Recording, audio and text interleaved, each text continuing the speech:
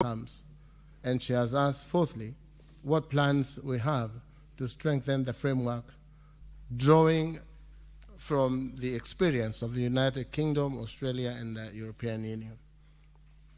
Mr. Speaker, the position of the ministry is twofold. It's Madam Speaker, CS. I noticed the change, beg your pardon, Madam Speaker. And I wish to state it plainly at the outset. First, Kenya has established substantial constitutional anchored framework for the protection of children in the digital environment. Secondly, that framework remains a work in progress with specific gaps which the ministry acknowledges candidly and which the reform agenda I shall outline today is designed to close. Madam Speaker, the response has been consolidated by the Ministry of Information with input from the Communications Authority, the Office of Data Protection Commissioner, the Media Council, the Kenya Film Classification Board, the Gambling Regulatory Authority, and the National Computer and Cybercrimes Coordination Committee. Allow me, with your indulgence, to take each question in turn. Madam Speaker, on the legal, regulatory, and administrative safeguards, the safeguards presently in place are anchored on the Constitution of Kenya 2010, Article 28, which recognizes every person's inherent dignity. Article 29, which guarantees freedom from violence, from cruel, inhuman, and degrading treatment.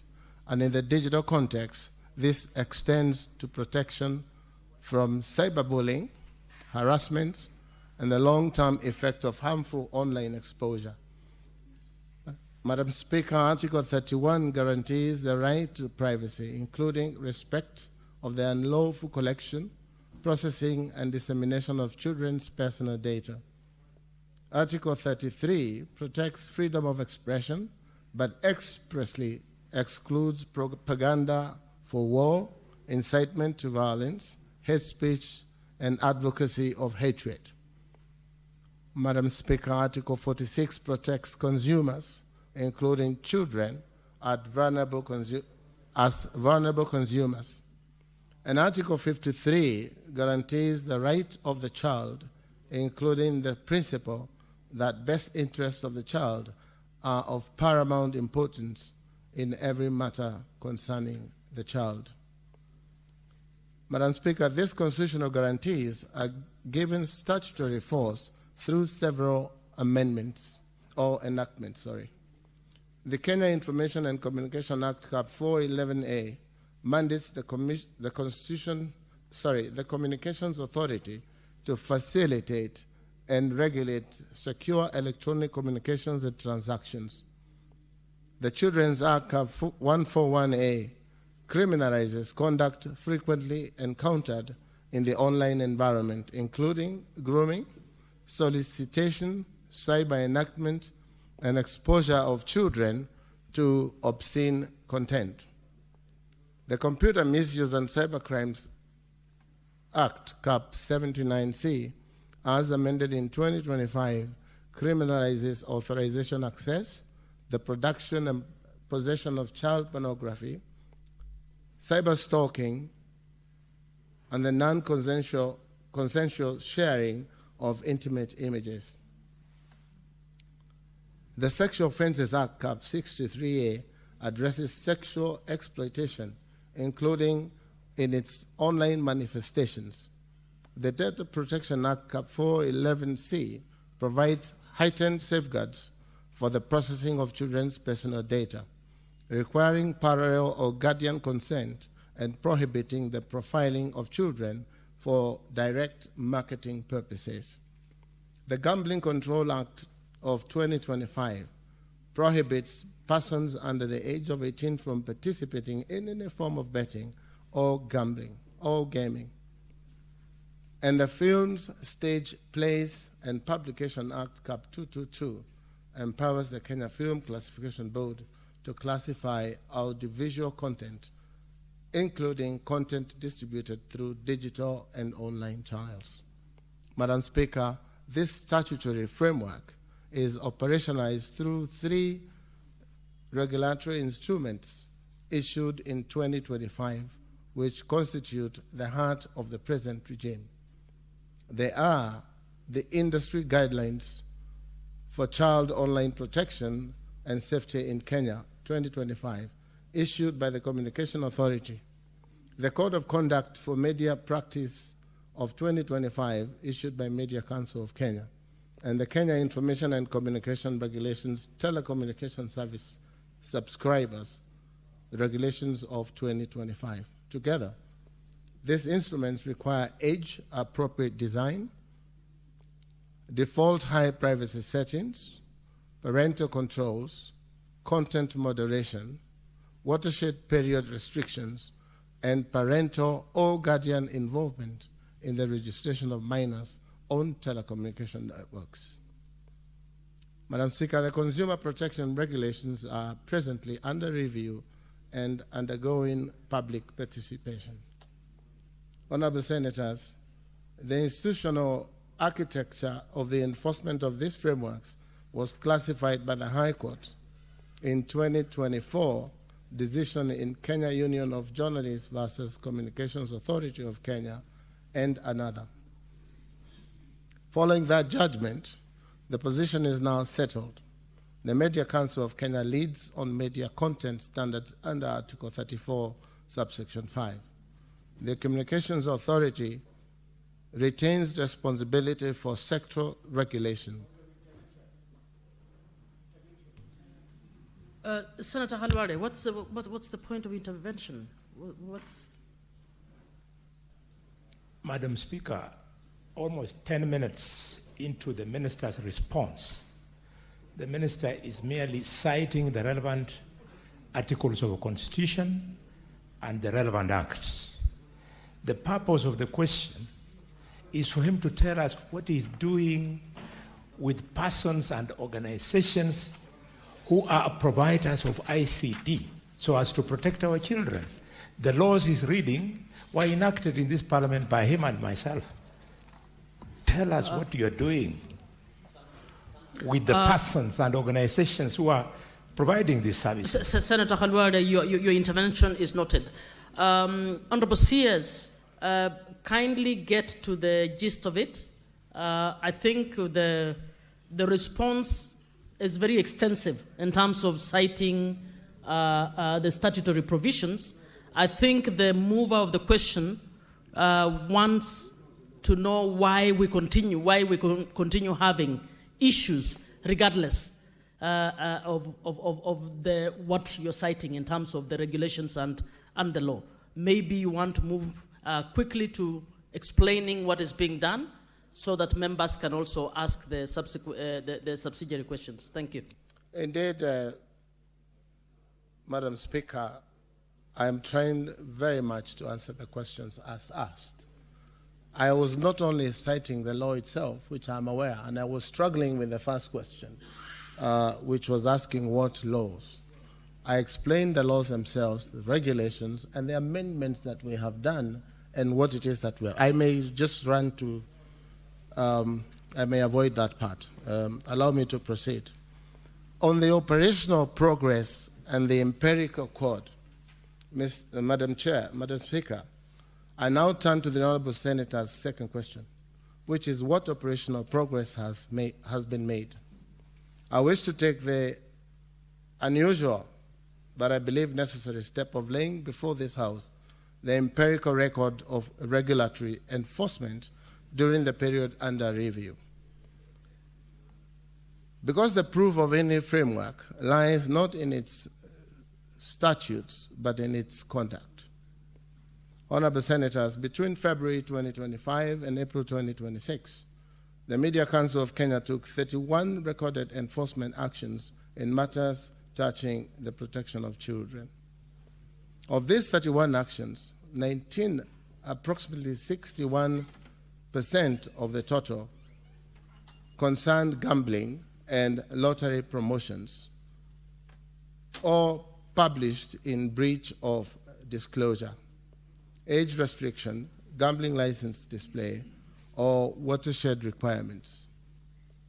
8 actions concern sexual vulgar or otherwise age-inappropriate content broadcast during the watershed period and disseminated onward via social media.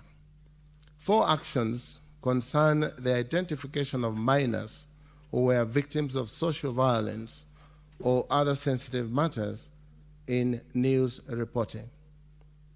And 4 other actions concerned other matters affecting children, including the publication of suicide scene images, images of deceased persons made accessible to minors, and the broadcasting of live protests during the watershed period.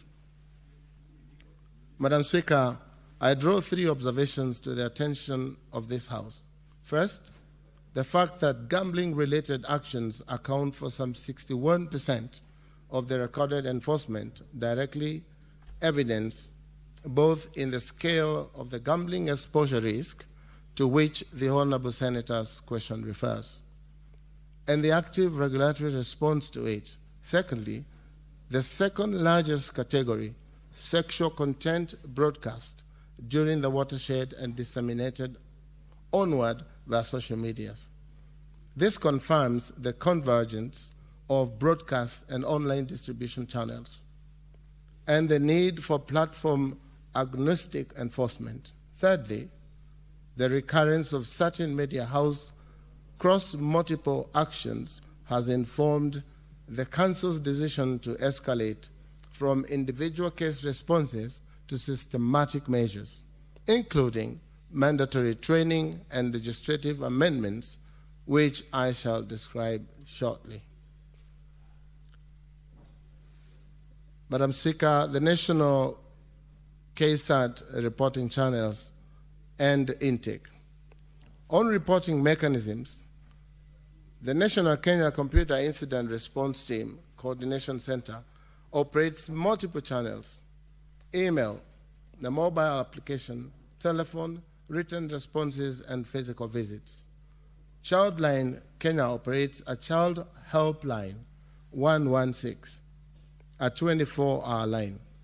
The National Center operates a digital forensic capability that supports the investigation and prosecution of cybercrimes, including online child sexual exploitation and abuse.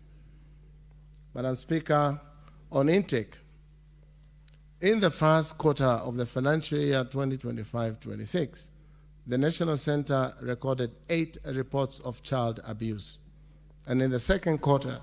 Honorable CS, allow me to guide, let the members note the detail of your report.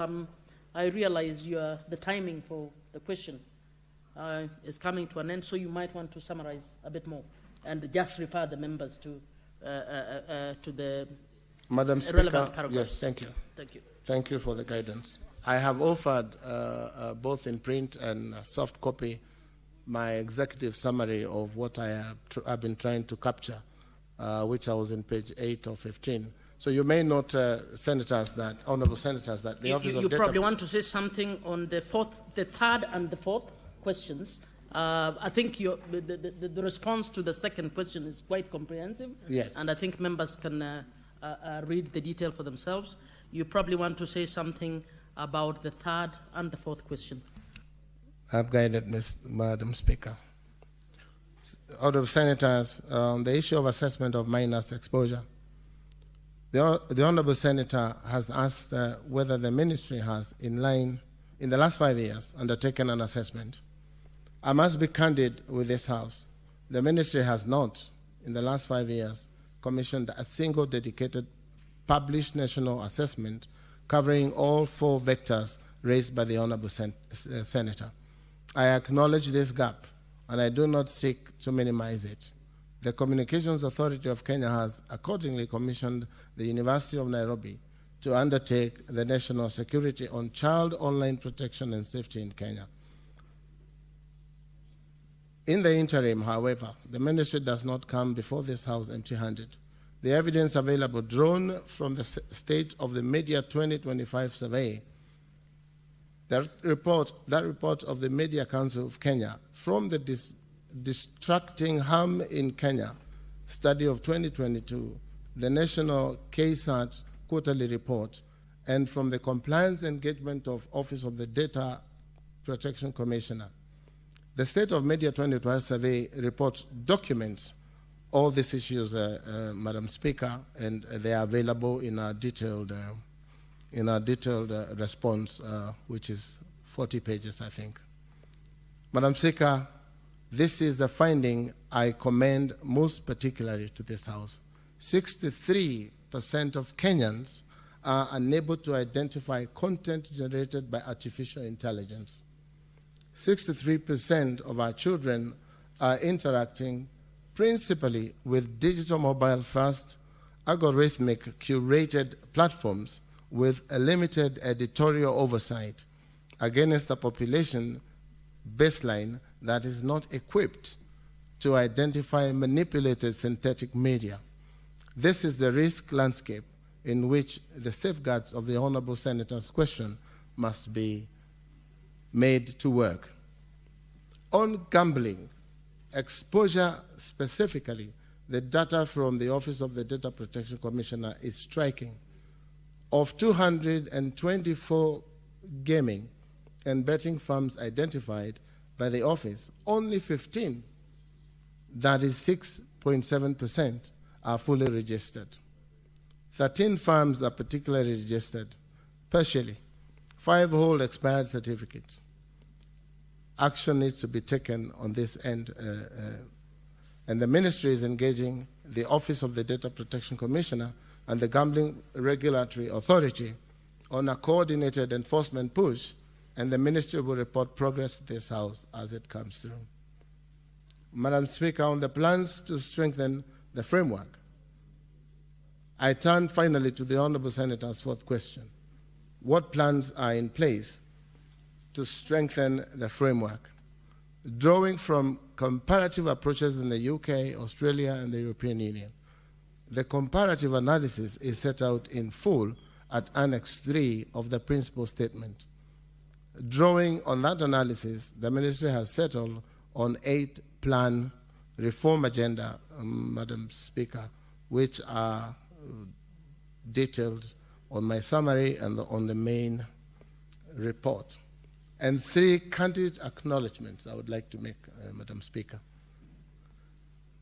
The ministry owes this House 3 further candid acknowledgements. First, the 2025 amendment to Section 6 of the Computer Misuse and Cybercrimes Act, effected by Section 3 of the Act number 17 of 2025, which would have expanded the powers of the National Computer and Cybercrimes Coordination Committee to render websites and applications inaccessible where they promote inappropriate sexual content involving minors, terrorism, regulations, extremes of cultism, has been challenged in the High Court, and interim conservatory orders have been issued suspending implementation of that amendment pending determination of the petition.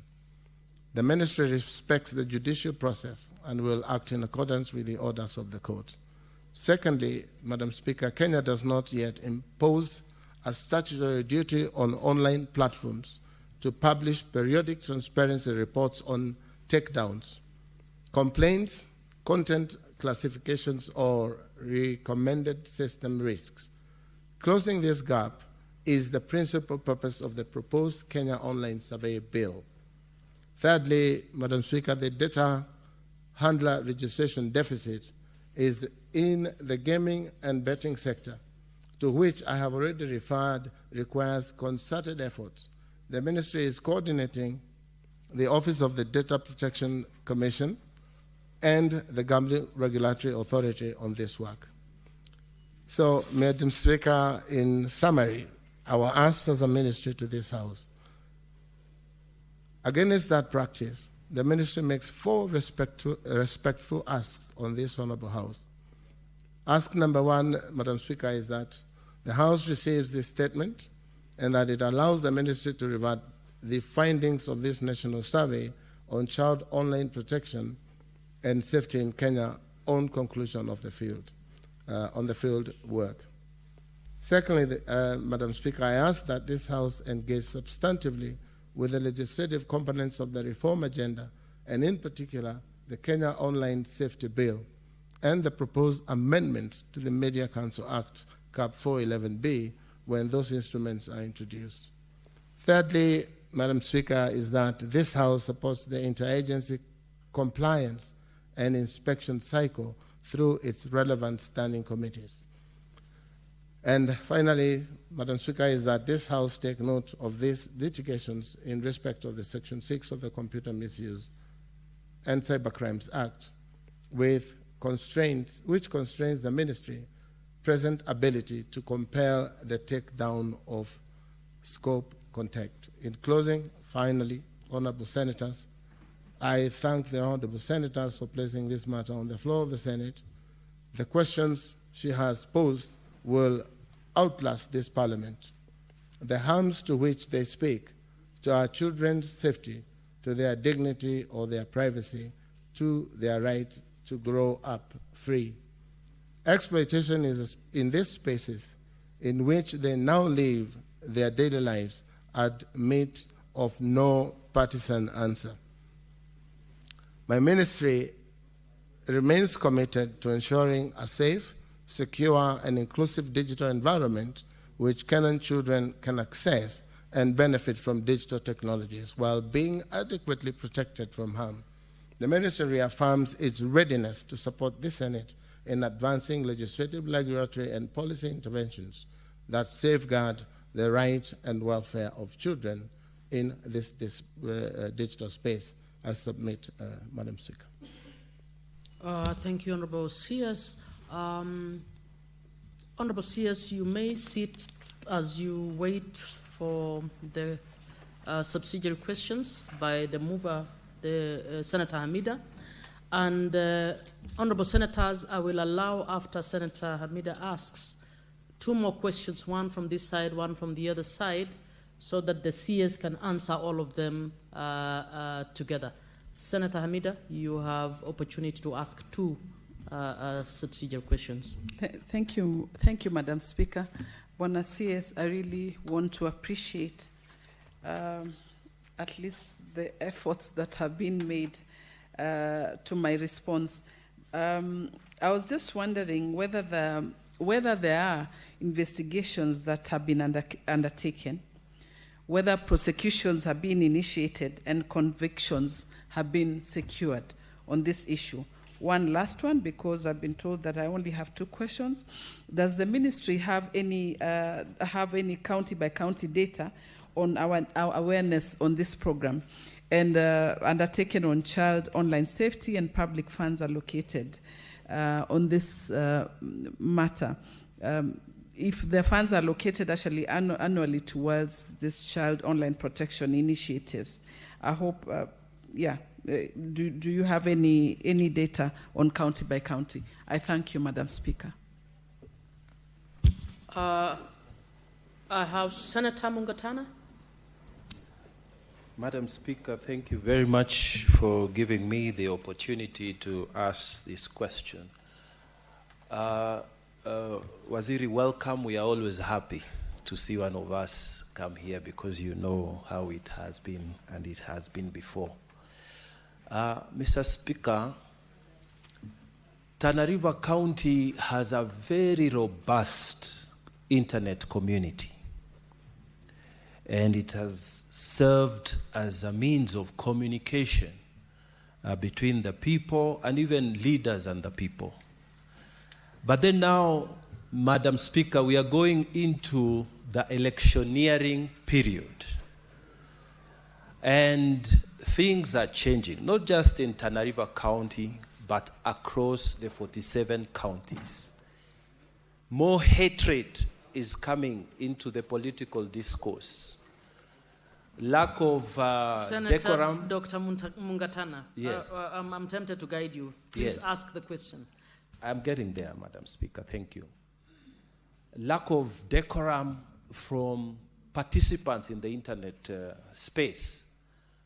The question that I want to ask Waziri, as IEBC is preparing for the general election, which we hope will deliver a good election, what preparations are you making, proactive preparations are you making as a ministry through the ICT to go into this internet space so that good political discussions are done and not this dirt? Mr. Speaker, Madam Speaker, I have seen one of our colleagues being exposed here fighting another colleague. Senator, your question is clear. I'll allow you to see. So you're taking opportunity to actually make a contribution. Thank you. I'm asking whether he has seen one of our colleagues being beaten to the ground, and then another AI-generated thing showing him beating his opponent. It's becoming nasty. What is the Senator, ministry your doing? question is very clear. Senator, Minority Leader, Senator Mazayo.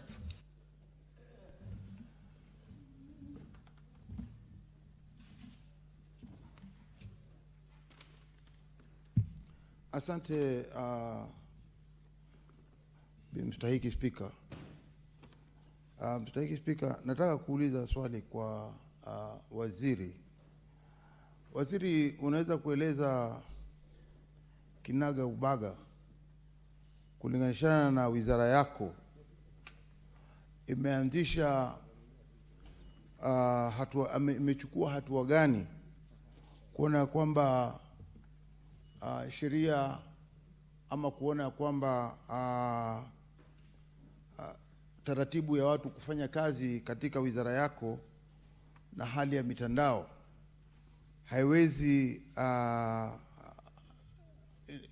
inaweza kusaidia? Ni sheria gani katika wizara yako imetengeza ili kuweza kutetea hawa watoto wetu ambao mara nyingi wanaangalia upande wa mitandao, inakuwa rahisi wa kuingia? Ni hatua gani katika wizara yako imechukua kuona ya kwamba itaweza kuzuia, kutetea na kuona ya kwamba watoto wetu hawawezi kuingia katika ukorofi kama huu ambao wanaangalia picha zingine za watu wazima wanafanya mapenzi na hawa ni watoto wadogo? Kwa hiyo tunataka kujua ni hatua gani wizara yako imeweza kuchukua kuona ya kwamba hawa watoto wetu hawaingii katika ile mitandao kama ile. Asante, Speaker. Honorable CS, I'll add 2 more questions. Senator Mutinda.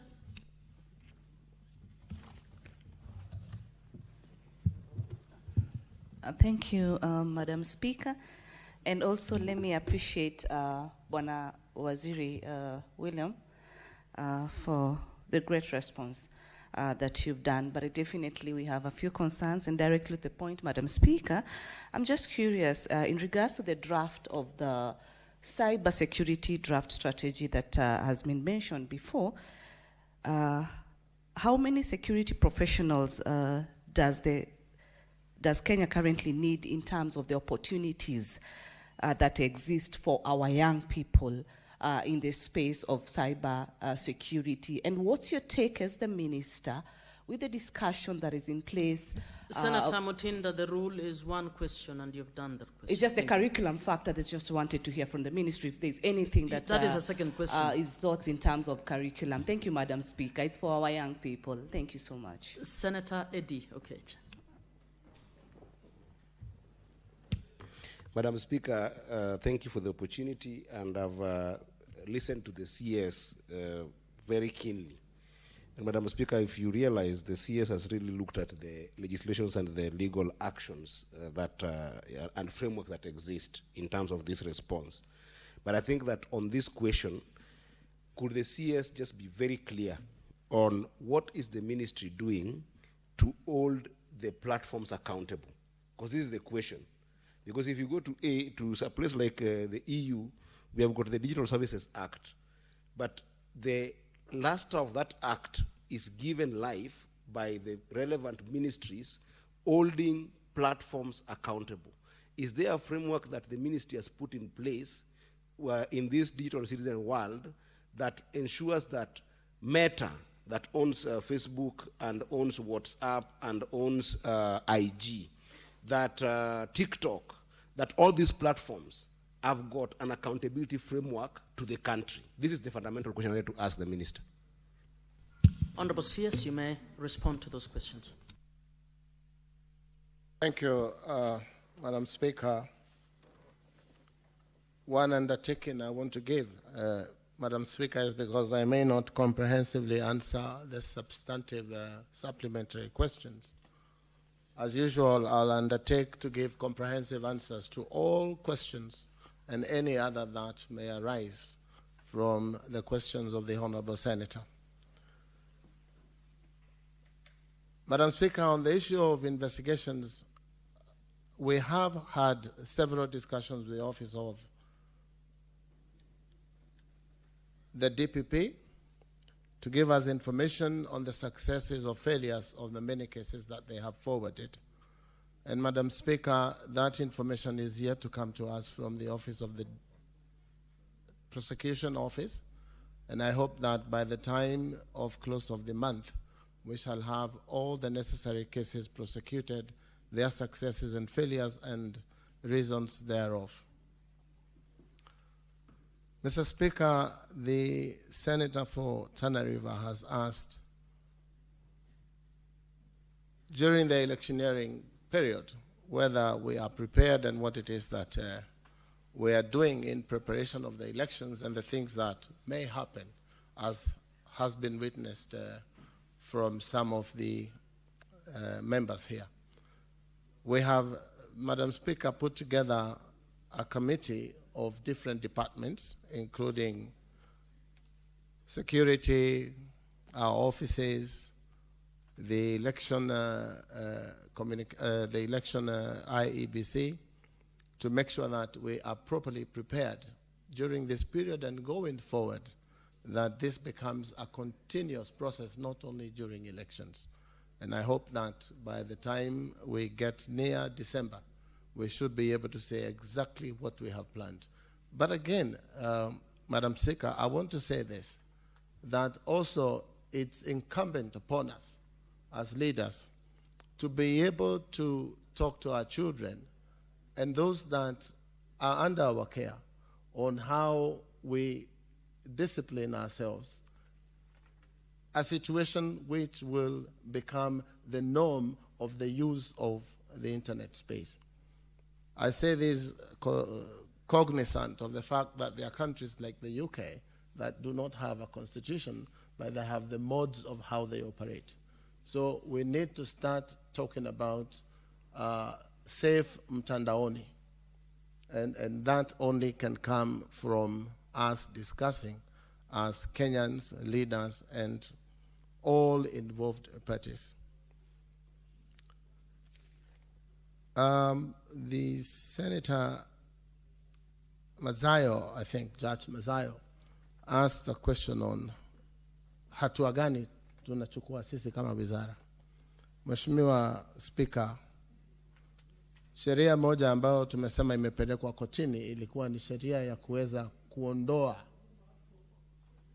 yale maneno imewekwa mitandaoni na kuweka chini, lakini mahakama imesimamisha sheria ile na zingine ambazo zilikuwa nia yetu kama wizara kwa kutengeza ile sheria ni kuweza kuruhusu shirika kama Communication Authority kuweza kuondoa mitandaoni hizo habari au maneno hayo ambao yanatekelezwa katika mtandao.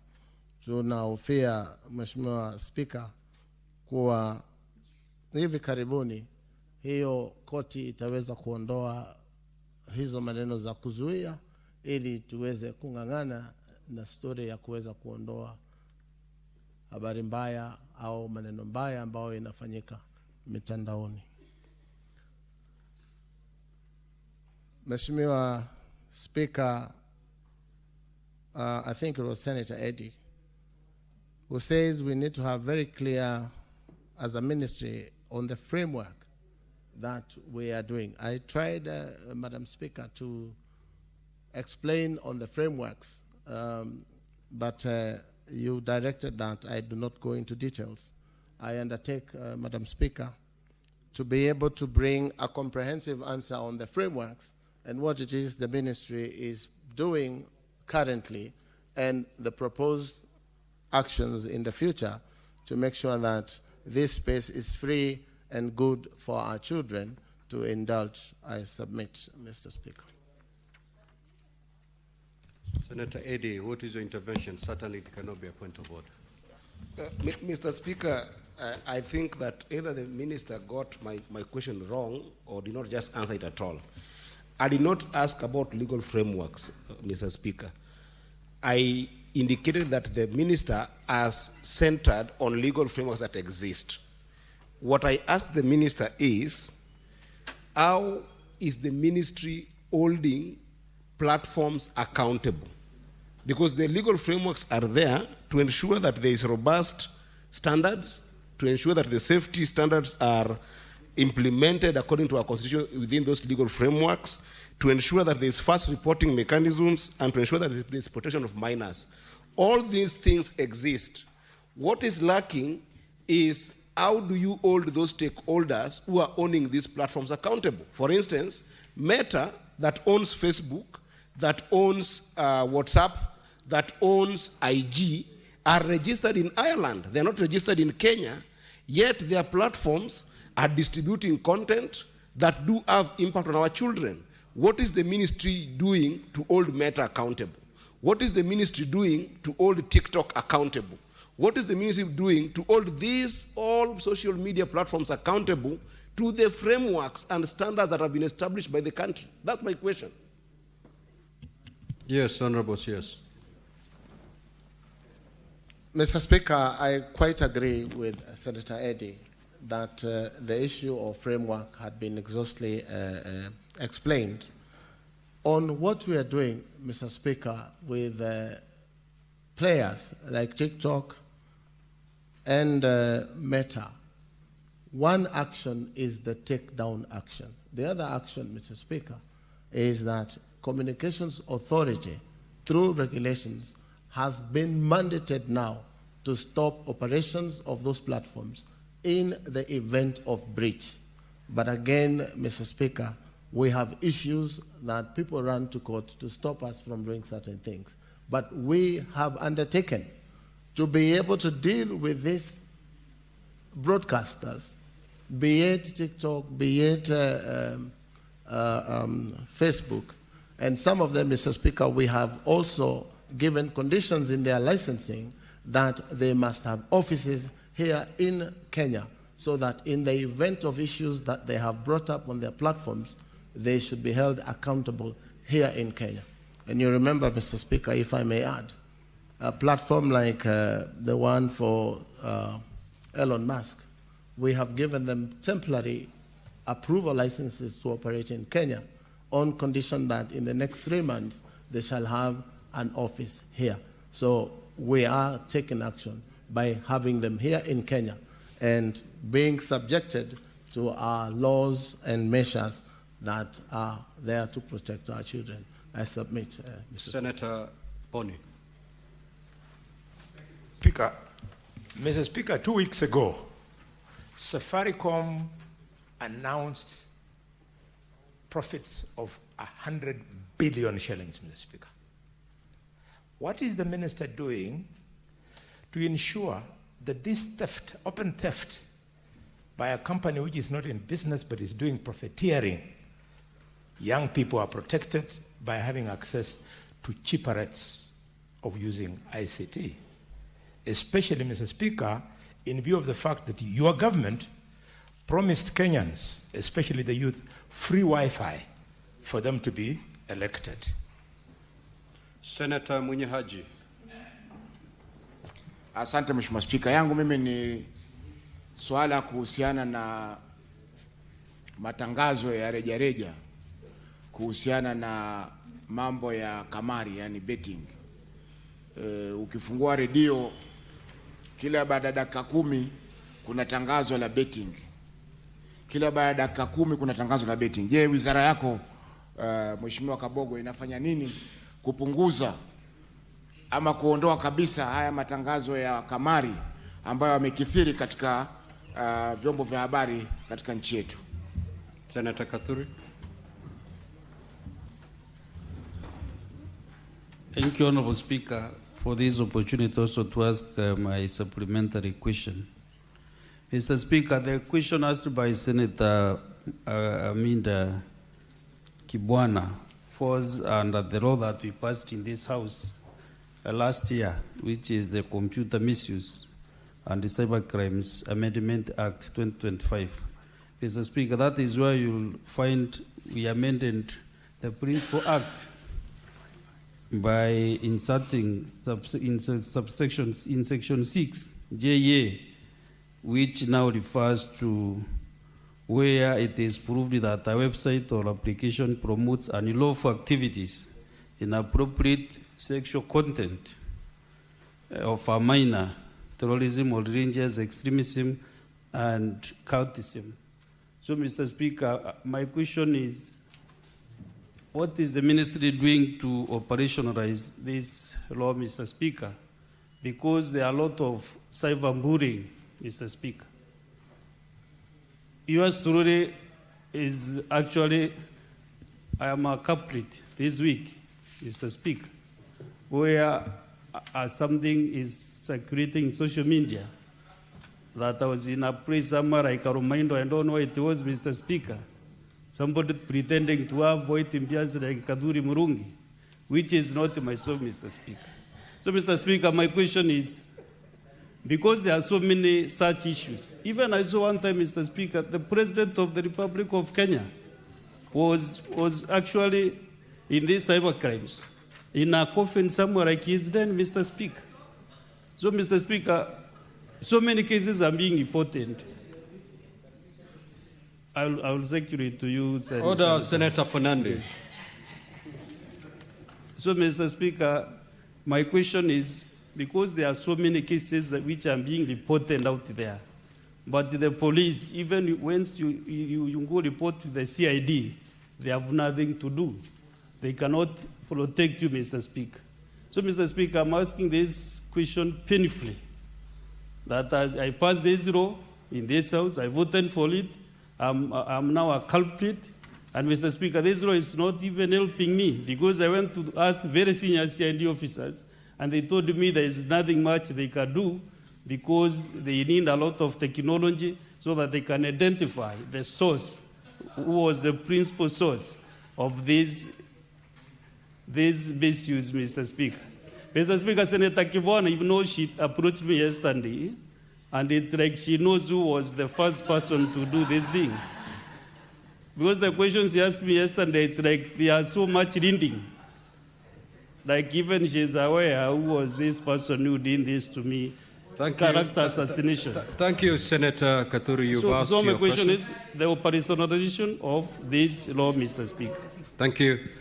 Senator Muma. Thank you, Honorable Speaker. Honorable Speaker, Honorable CS, thank you so much for a comprehensive report. But Kenya is becoming well known for good laws, good constitution, no implementation. You admit to the fact that the gambling companies that are operating in Kenya and misleading our young people are way more than the ones that are legal. I would want to know exactly who is supposed to deregister these companies, because you cannot come here and say there are so many that are not working. It is the executive that should actually be implementing the law that should not facilitate such companies to operate, because we know what they are doing to our young people. Senator Karungo. Thank you very much, Mr. Speaker, and good morning, CS. Mr. Speaker, I'm always happy when I see a citizen of Kiambu serving the nation. My question, having scanned through the response, which I can say is unusually honest, because it reveals weak enforcement, weak data, and weak accountability, my question is, from the report, only 15 out of 224 gambling and betting firms are fully registered. That is 93% of them are not registered. My question is, can the CS explain why? Because they are out there collecting data from Kenyan citizens and mostly Kenyan minors. That is in your report, table 1. Thank you, Mr. Speaker. Senator Chesang. Thank you, Mr. Speaker. I have one concern, Mr. Speaker, and I would also like to know what the ministry, what is the ministry's plan in terms of solving this issue. Mr. Speaker, the government has spent so much money to put infrastructure and open so many ICT hubs in the country, including in our polytechnics, the ones that are being built now, the Center of Excellence, and the ones that are deployed through our Member of Parliaments, the 1,450 hubs in the country. Mr. Speaker, personally, as the ICT chairman, I have so far accompanied the ministry in opening so many of those ICT hubs. And my worry is the ones that have gone back to, Mr. Speaker, are not working in the way that they are intended to work in terms of assisting many of our youths, creating employment, and Senator Allen, what is your question? I'm going and to avoid ask my making question. a speech. I'm asking my question. So, Mr. Speaker, many of our youths are not monetizing in those ICT hubs. So, the 1450 hubs, my question is now that the 1450 hubs that are being built across the country in each and every ward, what is the ministry's plan in making sure that when these hubs are finished, and we have many of our youths across in all these 47 counties in these hubs, what is the measures that the ministry is taking to make sure that once these hubs are fully equipped, that they can serve the purpose that they're supposed to be intended to do? Because Senator Mazayo.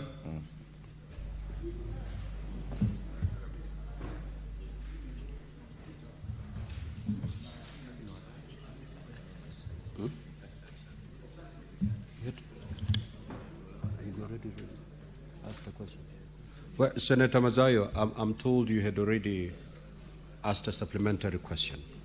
Under standing order, you're only allowed to ask one supplementary question.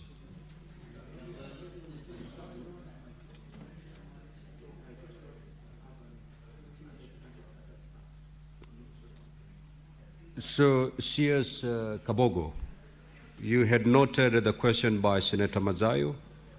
You need to clarify further because the Honorable Senator is saying it was inadequately responded to. You may proceed, CS.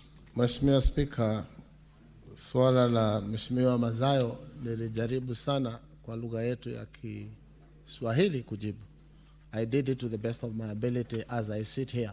But Mr. Speaker, as I started answering supplementary questions, I did give an undertaking that after we get proper questions on the handset, the ministry will undertake to bring a supplementary paper on all questions that are asked on the floor of the House. Mr. Speaker, on the question asked by the Honorable Boni on the issue of Safaricom, I'm afraid, Mr. Speaker, I am not aware of Safaricom making dubious profits. I probably would want to seek further guidance on that statement the Honorable Boni asked.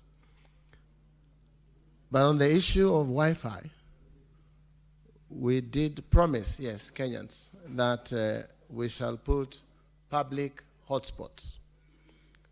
Initially, Mr. Speaker, only about 3,500 public Wi-Fi hotspots were working when I joined the ministry. And the problem that we have on the many that are not working is that sustainability issues were not considered during inception. And a team has been put together, Mr. Speaker, to make sure that we get a sustainable way of maintaining, because some of them is not even bills, it is just an issue of maintenance. What we have proposed and are doing now in the ministry on the issue of public Wi-Fi, Mr. Speaker, is to give this Wi-Fi business to the young boys and girls where they are, for them to maintain on a small fee of about 5 shillings for anyone who wants to use this Wi-Fi. It's now undergoing public participation between the ministry and other involved parties, so that we may actualize the issue of making sure that public Wi-Fi hotspots are maintained by young Kenyan boys and girls where they are. So I envisage, Mr. Speaker, that by the end of the year, we should have about 10,000 public Wi-Fi hotspots working and running in those public areas.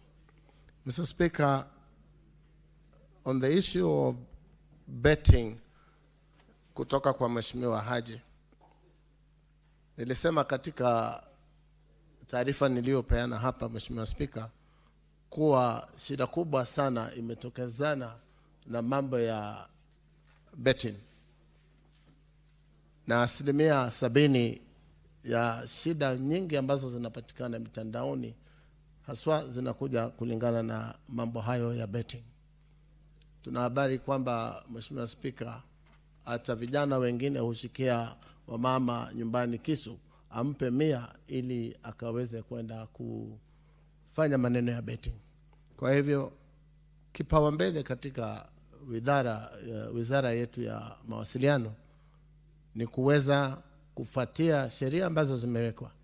Japokuwa changamoto, Mheshimiwa Speaker, ni kuwa kila sheria ikiwekwa na ni sheria nzuri, wa Kenya hukimbia kotini haraka na kuweza kusimamisha. Lakini Mheshimiwa Speaker, nipeane ahadi hapa katika bunge la Senate kuwa wizara itakabiliana na shida hizi zinaambatana na maneno ya betting vilivyo, ili tuweze kusaidia nchi yetu kusonga mbele bila shida hizi za betting controls. Mheshimiwa Speaker, on the other matter raised by the Honorable Katuri, a very serious concern, yes. Many of us have suffered. And this is what, Mr. Speaker, I expressed in my statement, that we already now have laws and regulations to be able to deal with this issue, especially one, the take-down part of it, which, Mr. Speaker, I have said we've been stopped by the current matter in court, and we hope that this matter will be cleared soonest for us to be able to take action. Also, Mr. Speaker, we have a committee between the ministry, the regulators, and the office of DPP to make sure that most of these cases are prosecuted ASAP.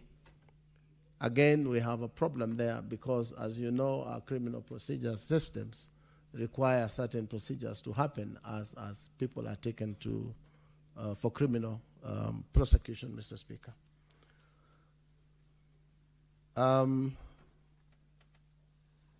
From Senator Karongo,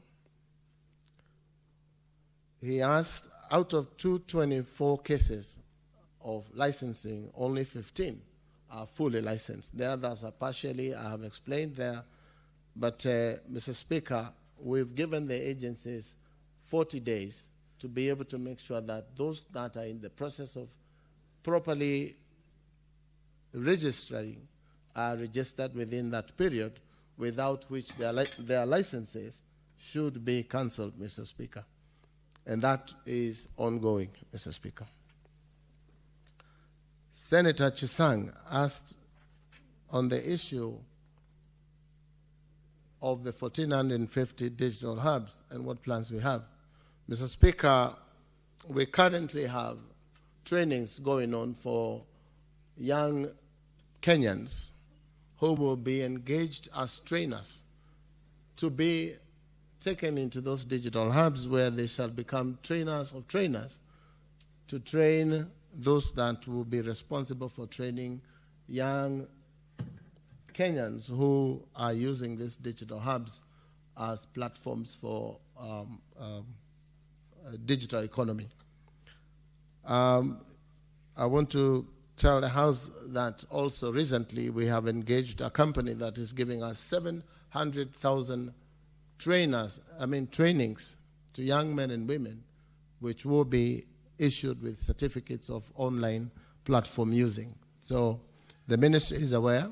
We're also a little bit slow on the issue of completion of these digital hubs, and we have spoken to members of parliament to try and expedite the construction of these digital hubs.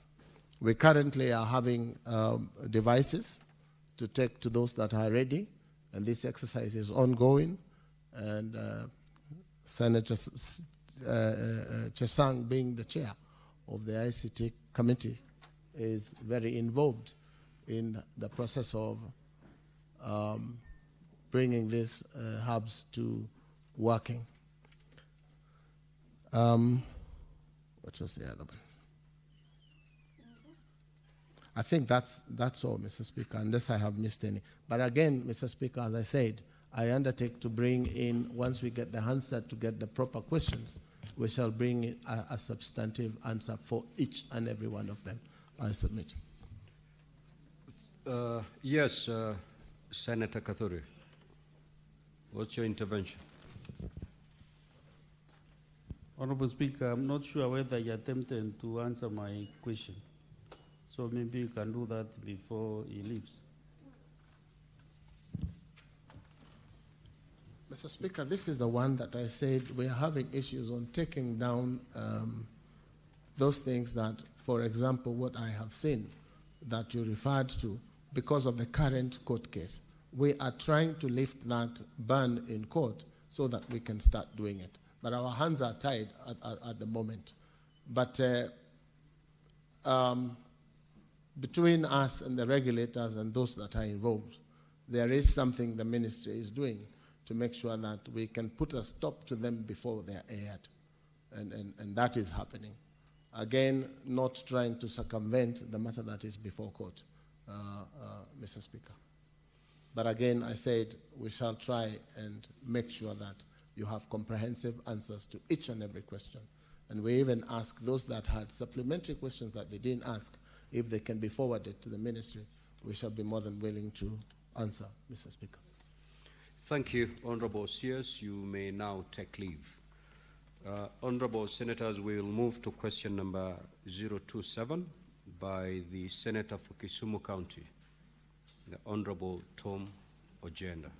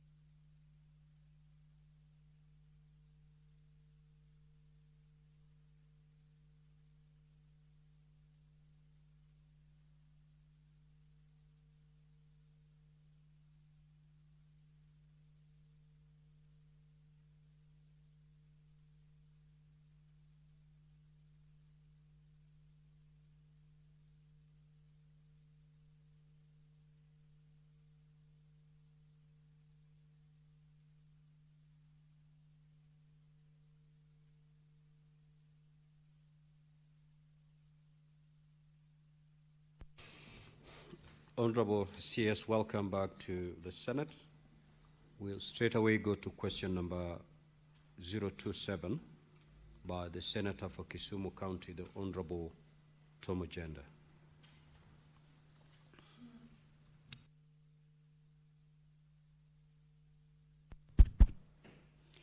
Thank you, Honorable Speaker. I'm Senator Beth Siengo, standing in for Senator Professor Ongenda.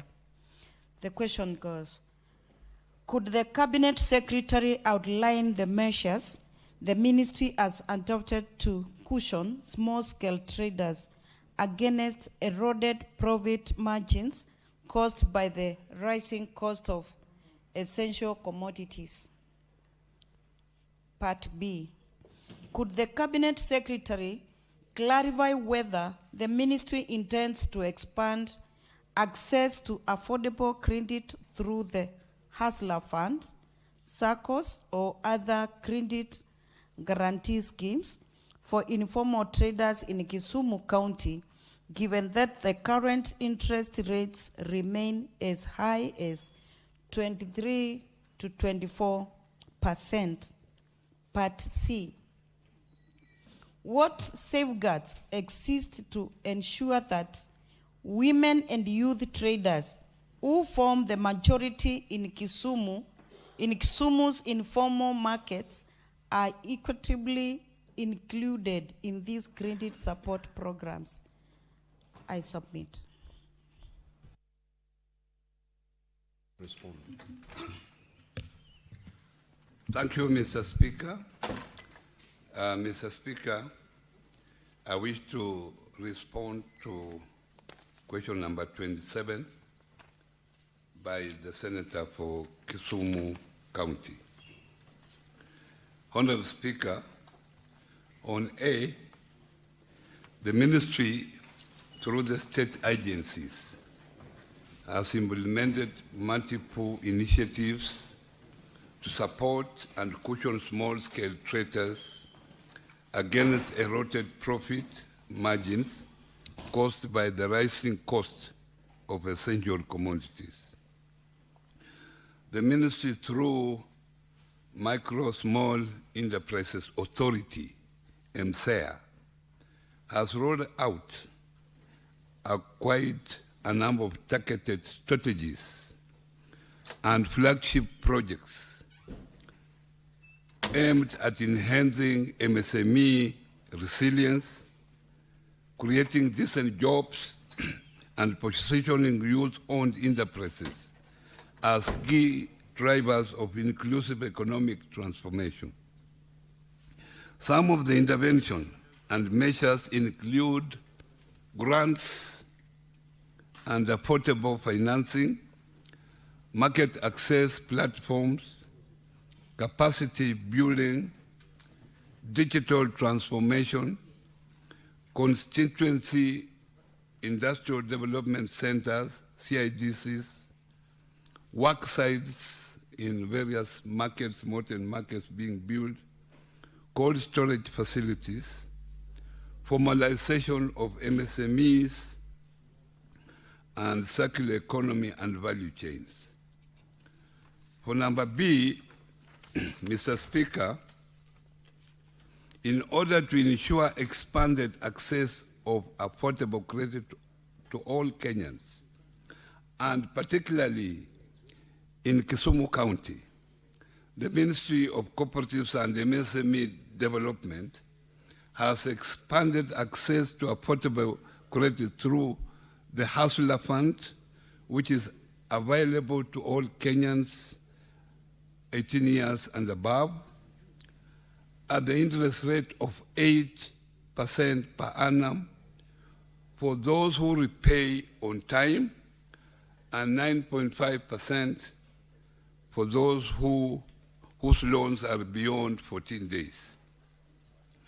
The ministry also, through Kenya Industrial Estates, promotes small and medium industries with a focus on rural industrialization. Kenyans, including Kisumu traders, and specifically those with focus on machinery qualify for credit facility with an interest rate of 10% per annum. The ministry has also supported the development and growth of savings and credit cooperatives, SACCOs. SACCOs are key players in the realization of Vision 2030 and the Kenya Kwanza plan of bottom-up economic transformation agenda by mobilizing savings and credit uptake for investment. For C, Honorable Speaker, the Ministry of Cooperatives and MSME Development through WESO Fund aims to enhance the socio-economic empowerment of women, youth, persons with disabilities through entrepreneurship training, provision of affordable credit, market linkages, and mentorship. The program is delivered at the constituency level as a revolving fund whose activities are implemented by the respective constituency WESO Fund Management Committee. The fund has provided affordable credit amounting to 197,984,000 to 2,212 groups, 1389 women groups, 745 youth groups, and 78 groups of PWDs. These groups have benefited with Kenya shillings 130,669,440 to women groups, 60,453,285 to youth groups, and 6,861,275 to PWDs groups. A total of 35,241 individuals have also benefited from the fund. The fund provides training of the beneficiary groups before they are issued with loans. So far, 82,659 beneficiary groups have benefited from these programs within Kisumu County, having 276 groups of youth and women who have been trained on business development services. This builds the skills of entrepreneurship and enables the groups to take advantage of procurement opportunities provided through access to Government Procurement Opportunities ACPO. Honorable Speaker, all these initiatives and many more have not fully addressed issues such as sector-specific support, associations alignment, and a comprehensive engagement structure. In order to continually address these gaps and provide a more holistic approach to supporting MSME in Kenya, the ministry has developed a platform that brings together both the public and the private sector with an objective of establishing an MSME development sector ecosystem for sustainable and social economic growth that is generated towards bringing all the stakeholders together through the Kenya Public-Private Sector MSME Dialogue, named MSME Connect. Already, the engagement with MSME have been done with 5 counties, with one held in Kisumu on 28 November 2025, with the participation of over 1,000 enterprises.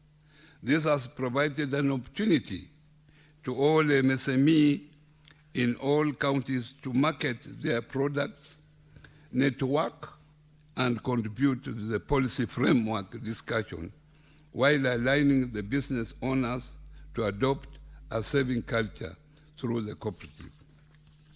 Honorable Speaker, the ministry is also intentionally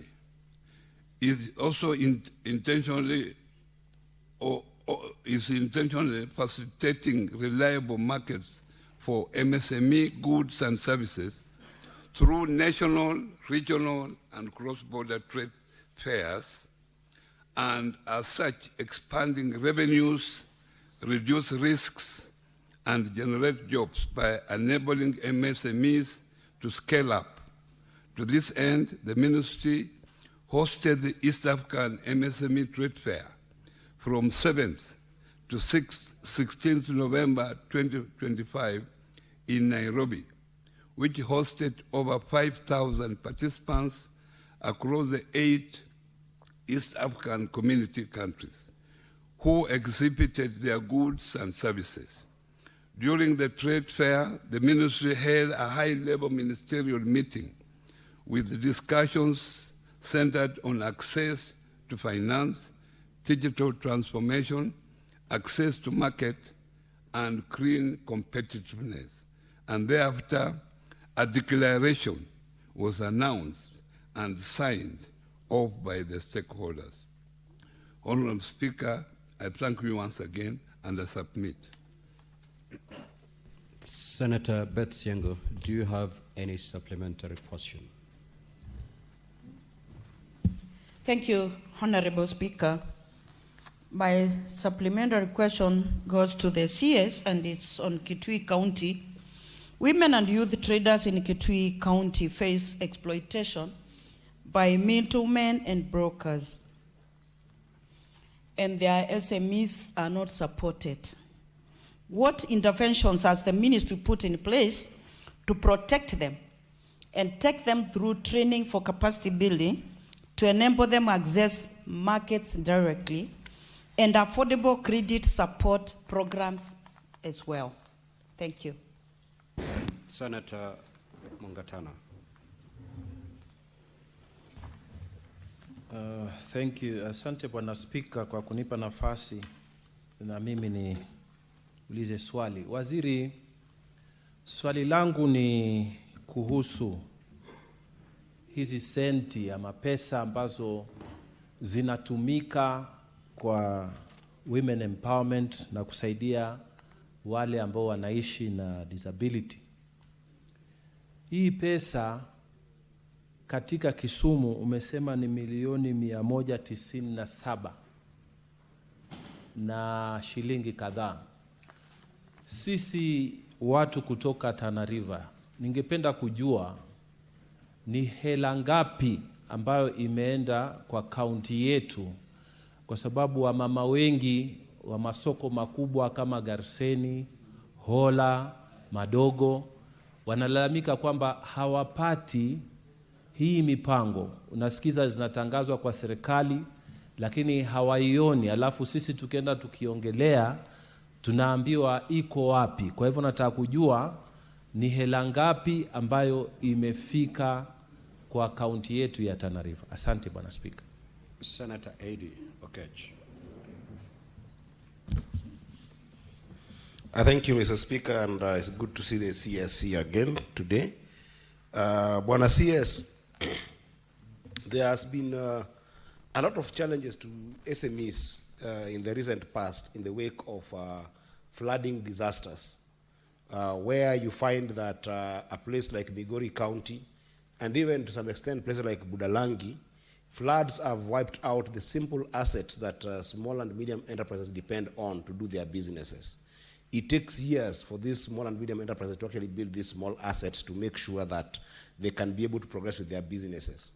What is the ministry doing to intervene, not with credit facilities, but with flexible capital, to intervene and help those traders in Migori Market or even in Kabuto and Sori, places like Budalangi in Western Kenya, so that these small traders can be able to regain their cadence in terms of doing their businesses just by acquiring simple assets to continue with their businesses, especially because even Met has said that in the next seven days, we are still going to experience the same kind of floods and rains that could even affect these markets that we have that are small in our communities. I thank you, Mr. Speaker. Senator Chiranke.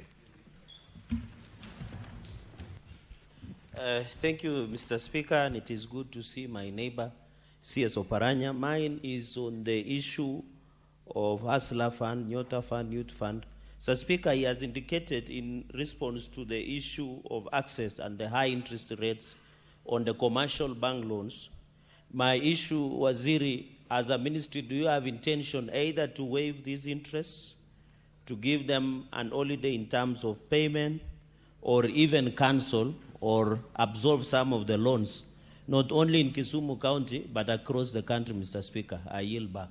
Senator Wakwabubi.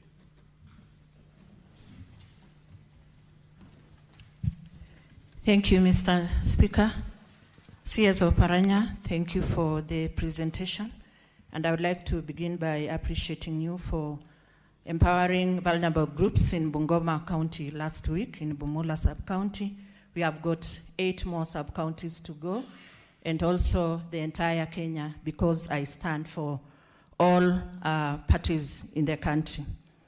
My question is this: what interventions is the ministry putting in place to stabilize prices of key commodities like fuel, electricity, transport, basic goods, and the issue of collateral security when these vulnerable groups come to seek for loans?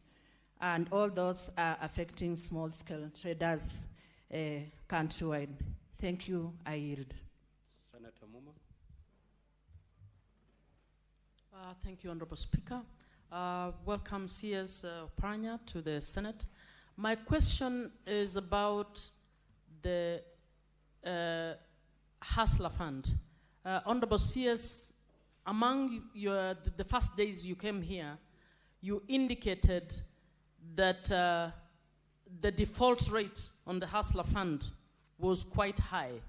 Would you kindly share with this House how much, in terms of percentage, we lost as a country in terms of bad debt relating to the Hustler Fund, and what lessons have been learned and can be shared countrywide openly in order for the future such funds to actually perform better?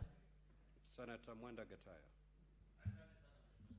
Waziri, ningependa kujua, unajua huduma ya Fuliza ilianza kwa msisimko mkubwa sana.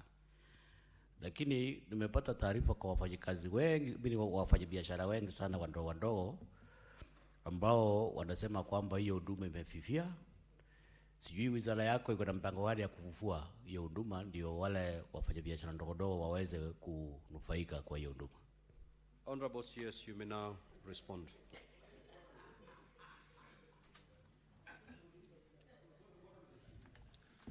Thank you.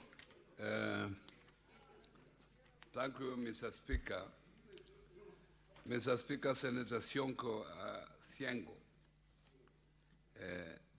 asked about how we are dealing with the small-scale traders in her region. Let me, Mr. Speaker, say here categorically that the interventions that I mentioned are countrywide. We do not segregate for a particular region. Organization of these groups, we sensitize them. We have officers all over the country who sensitize these groups, who are there to make sure that when these groups are together, they are registered under MSEA. That is the process we call formalization. And each sub-county has an officer from MSEA to ensure that those groups are put together, they are registered, and they are trained. After being trained, it is up to those groups to make sure that they apply facilities amongst the funds, the many funds that have been created by the government. Thereafter, if they get the funds, Mr. Speaker, then we go in to train them for financial literacy so that they are able to know how those groups will manage their finances. This we have done it countrywide, but as I mentioned, we have also the MSME Connect. This is a forum where we involve, as a government, we involve private sectors. People, there are private sectors who are also dealing with these small traders. We have NGOs who are there. So we are also putting them together so that we have a uniform way of dealing with these small traders in terms of encouraging them to come together, in terms of the curriculum when we are training them for financial literacy. Mheshimiwa Mngatana uliuliza mambo ya pesa kule Tana River. Ni pesa ngapi ambao tumeisaidia Tana River? Sasa sikujua utauliza swali kama hilo, lakini ukitaka ujue ile pesa ambao kupitia kwa hizi mipango ambao tunayo katika wizara, niko tayari baada ya hii tuende kwa ofisi, au kama siende kwa ofisi niko tayari kuleta hiyo jibu kupitia kwa Mheshimiwa Speaker. On the issue of Migori County, you talked of disaster. Disaster is a cross-cutting issue. It's very difficult to pin disaster on one particular ministry. And when we have disaster, mainly the Ministry of Internal Security plays a leading role. It is a multi-ministerial agencies come together to deal with disasters. So a portion that is applicable to my ministry, you are a portion and you see how to deal with it. And in most cases, you find also, if the disaster is not material, then you find that we leave that disaster to be dealt at the county level. So county governments have also a role to play. Being a governor of Migori, when we have minor disasters involving few traders, maybe floods along the river, maybe there are 4 or 5 of them, then it is important that your first contact should be the governor of Migori to help you. But if it is excess, then the national government comes into multi-agency. Mambo ya Hustler Fund. Hustler Fund, at the moment, it is a very successful fund, I can tell you. Over 27 million Kenyans are now borrowing and repaying a Hustler Fund. The senator says that we give them a whole day, that we waive. There's no free lunch. This money is given for these people to do business. And as you know, government does not do business. The government also sometimes borrows this money from elsewhere to make sure that they cushion these traders, and the government has to pay with even a low interest rate. However, Uwezo Fund is interest-free. Uwezo Fund, where we encourage groups to come together, work together, we train them. Those particular funds are interest-free, and I will encourage you members of the Senate to be very close to your members, especially those women groups and youth groups, to help them, sensitize them on what the government can do for them, because being their representative, you have more information, you are more knowledgeable than them. Now, on the issue of the nominated senator from Bungoma, thank you, Senator, for attending my functions when I was there, where facts have been misrepresented. But I thank you for coming. Stabilization of prices is is something that cannot be approached for one ministry. It is a whole government approach. But the Ministry of Finance plays a key role in stabilizing monetary issues, fiscal issues. Also, the role of central bank is very critical. So it's not just an issue of one ministry. This a multi-ministerial, it's a national government entire approach. So this is not an issue that I can tell you that I can have the right answer for you. But what I can say as a ministry, we are just trying to cushion small businesses by making sure that they get created, affordable credit from various funds created by the government, and this also improves in stabilization of prices to some extent because their products are fairly priced to the people. On the issue of collateral, the issue of collateral has been an issue, especially when you talk about small traders who don't have fixed assets at the moment that they can use for collateral. And that's why the government has introduced Hustler Fund. With the Hustler Fund is a digital financing ecosystem that you do not need collateral at all. And Hustler Fund now, if you are a good borrower, you borrow and you repay.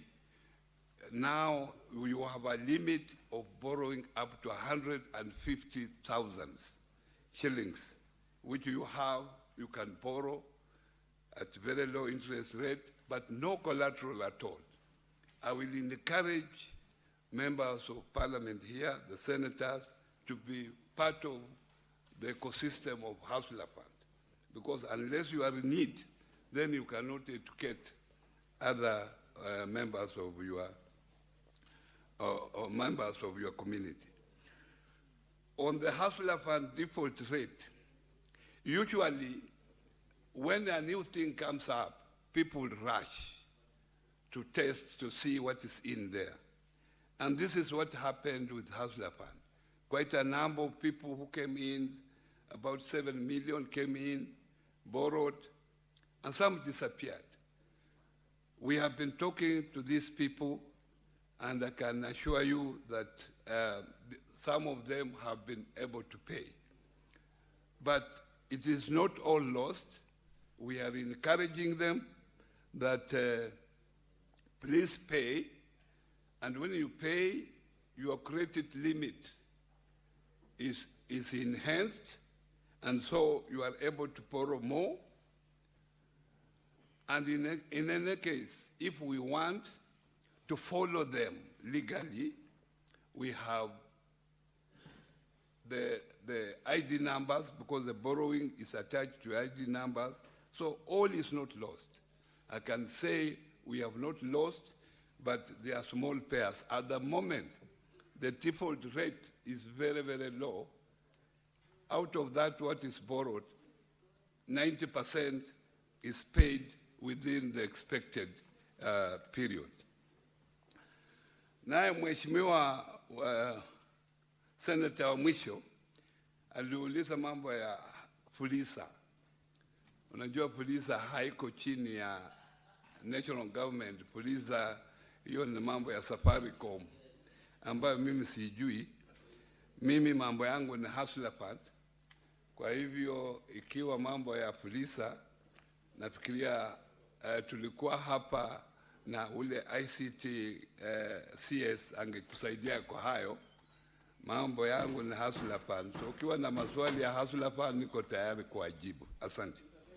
We will now move to question number 35 by the nominated Senator Beth Siengo.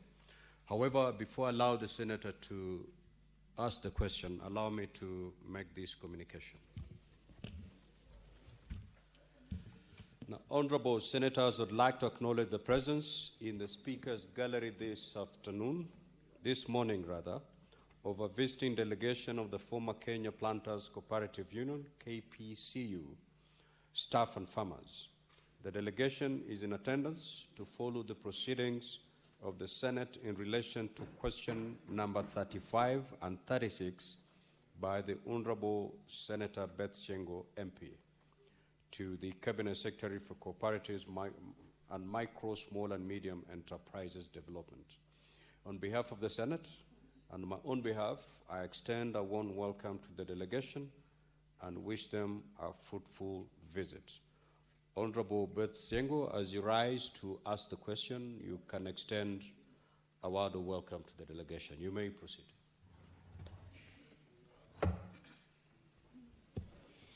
Thank you, Honorable Speaker, for giving me this opportunity. I take this chance to welcome the guests who are seated to follow the proceedings and the answer to the questions that I've raised, because they are directly affected by this. Honorable Speaker, I come from Eastern Kitui County, and these great citizens of Kenya, majority of them come from Central. This is a message to say that Kenya is one, and we need a united country. Feel welcome, follow the proceedings. I'm happy that you got time to be here. Thank you, Mr. Speaker. Now going to my two questions. Honorable CS, who is also my friend, I have this concern for Kenyans who have served in this country, and they have been following their dues, as my question goes. Honorable CS, when will the ministry ensure payment of outstanding terminal dues to the laid-off staff of the defunct Kenya Planters Cooperative Union, KPCU, numbering 402, who were separated from service between 2002 and 2010, and who are owed approximately 400 million. B, could the Cabinet Secretary state whether the ministry has comprehensive payment schedule for settlement of the said staff dues, indicating timelines, amounts payable, and beneficiaries, and whether the schedule provides for interest accruing from the date the payments fell due, including timelines for payment of such interest. Honorable Speaker, I don't know whether I'll leave it at that, because the following question is also mine. Are they related so that the Honorable CS can take them at once? Okay, let him respond to that, then I'll ask the second. Honorable CS, you may proceed to respond. Thank you very much, Mr. Speaker. And Mr. Speaker, I also want to also acknowledge the presence of the delegation from Eastern on this particular important issue. It shows how this particular answer is important to them. Therefore, Honorable Speaker, I wish to respond to question number 35 by the Senator Beth Siengo, and my response is as follows. The ministry will settle the outstanding staff terminal dues amounting to Kenya shillings 528,691,304.81 under the COV debt waiver program in the second quarter of the financial year 2026-2027. For B, the ministry has a comprehensive payment schedule for settlement of the said staff dues. At the time of receivership, the staff terminal dues stood at 528,691,304.81 cents. This comprised of a former MD and deputy MT at 12,371,448.10 cents. General staff dues 7,896,687.55. Statutory liabilities 64,640,371, and staff creditors 340,438,017.86 cents. And provision for court awards, legal costs and interest on staff dues of 100,344,584.66 cents. The outstanding staff terminal dues shall be paid under the coffee debt waiver program in the second quarter of financial year 2026-2027. And Mr. Speaker, I want to add and apologize that these payments have been outstanding for long, and I know the affected employees have really suffered. But I want to make a commitment here that we shall make sure that these payments are made as stated in my statement. Very well, Honorable CS. Senator Beth Sengo, do you have any supplementary question? Thank you, Honorable Speaker. I really appreciate the CS for his response. However, I have this supplementary. Some of the staffs have passed on, others who are sick are unable to access medical care, and other expenses such as food, shelter, and school fees. The ministry has been promising, as you have already indicated, Bwana CS, that you are going to pay. What guarantee is there that this matter will be concluded? Bwana CS? No, that's my formula. Honorable CS, respond to the supplementary question. The prime supplementary question. Yeah, thank you, Mr. Speaker. Mr. Speaker, I want to promise here that already this payment has been approved by the cabinet, and already it is going to be allocated in the coming financial year. The debt waiver was audited and established at 6.8 billion Kenya shillings. Out of that, Mr. Speaker, already the ministry has been given 2 billion Kenya shillings, and we are expecting 4.8 billion shillings, of which we have prioritized payment of this staff dues.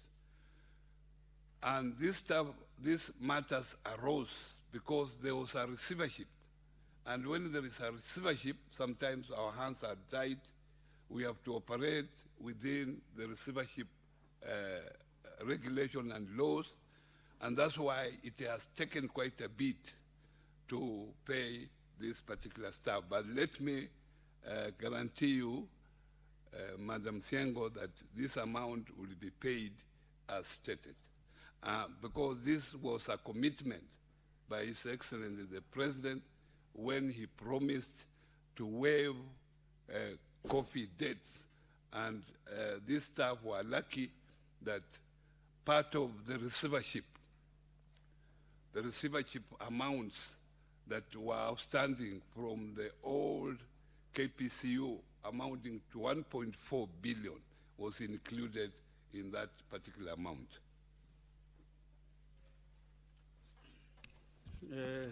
Let's get other supplementary questions. Senator Chalage. Mr. Speaker, I extend a warm welcome to the suffering KPCU. Mr. Speaker, members, and I hope this matter can be. My only concern, Mr. Speaker, is that the minister, and I thank CS Oparanya because he's a very brief and to the point, and I hope other ministers will learn from him. Mr. Speaker, my only concern is says there an outstanding of 528,691,304, but the end of the response there, the minister indicates that it has its COVID debt waiver program in the second quarter of financial year 2026-2027. My concern is the minister has not gone on record to indicate whether during the budget policy statement and financial and budget allocation is there. Because, Mr. Speaker, sir, if the budgetary allocation is not there, then this is just a statement. So how much was allocated to clear this 500 million plus? Some of them have died, some of them are sickly, some of them are depressed, Mr. Speaker, sir, and we don't want to subject Kenyans, Mr. Speaker, sir. They say if you want to know the strength of a nation, you know how they treat their most vulnerable in terms of need. So can the CS go on record and tell us the amount cited here has been allocated by the National Assembly in the financial year 2026-2027? I yield back, Mr. Speaker, sir. Very well, Senator Wakwabubi, Consolata.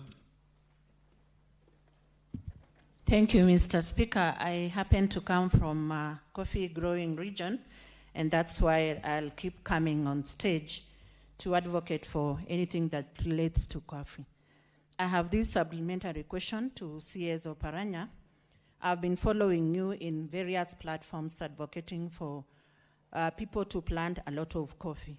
Now that the pool is becoming vast, can you tell this House the long-term policy interventions the government will implement to prevent recurrence of unpaid terminal dues in parastatals and cooperative institutions undergoing restructuring? Thank you. Honorable CS, answer. No, let's get this other one from Senator Bura. Thank you, Speaker. CS, the question by Senator Siengo had initially asked for a figure of 400 million. And in your response, you are saying you are ready to pay 528 million. Could you provide a comprehensive list, even if it is not now, for these Kenyans to know that their names will not be missing when the payment time comes? Thank you. Respond to the three supplementary questions, Honorable CS. Thank you, Mr. Speaker. On the first question, let me assure this House that, as mentioned earlier, the total figure that His Excellency the President committed himself to pay as coffee debts, of which 1.4 is included under the receivership of the old KPCU, 2 billion was already dispersed to the ministry by the Treasury this financial year. But the 2 billion went to pay for those coffee farmers who had borrowed from commercial banks because they were under stress to be auctioned.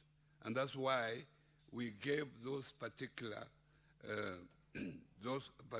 debts a priority when we use the 2 billion Kenya shillings.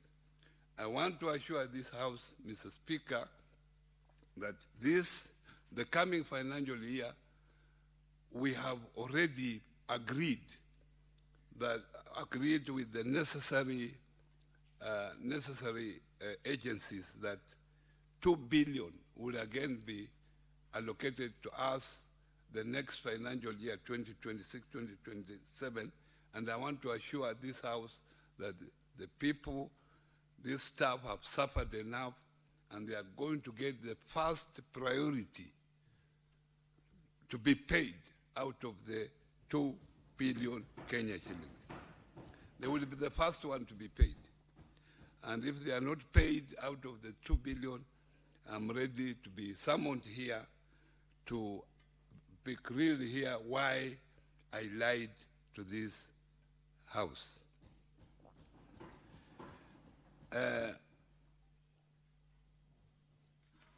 The other question by the Senator, my sister from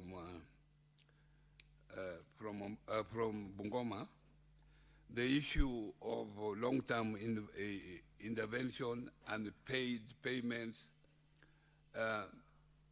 Mr. Speaker, as a ministry, we found out that there were weaknesses in governance in cooperatives and in SACCOs. That's why some of these issues have been reoccurring year in, year out. As a long-term solution, the ministry has come up with a reviewed or revised cooperative bill 2025, which is already has gone through this House. It has also gone through the National Assembly, and now it is at mediation level.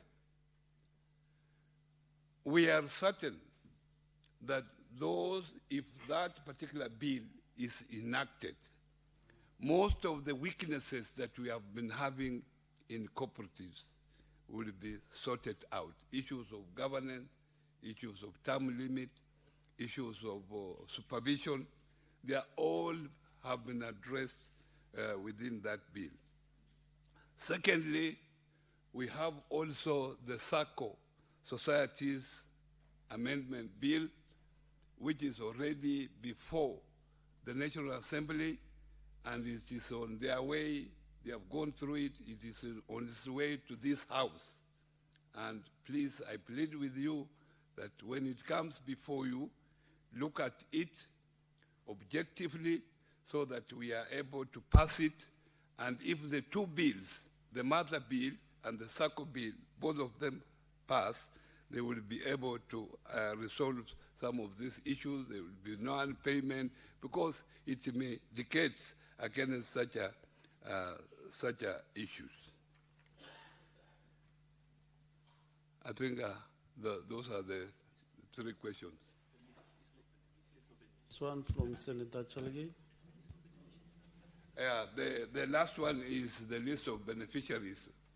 I never carried. I have the list, and it can be availed.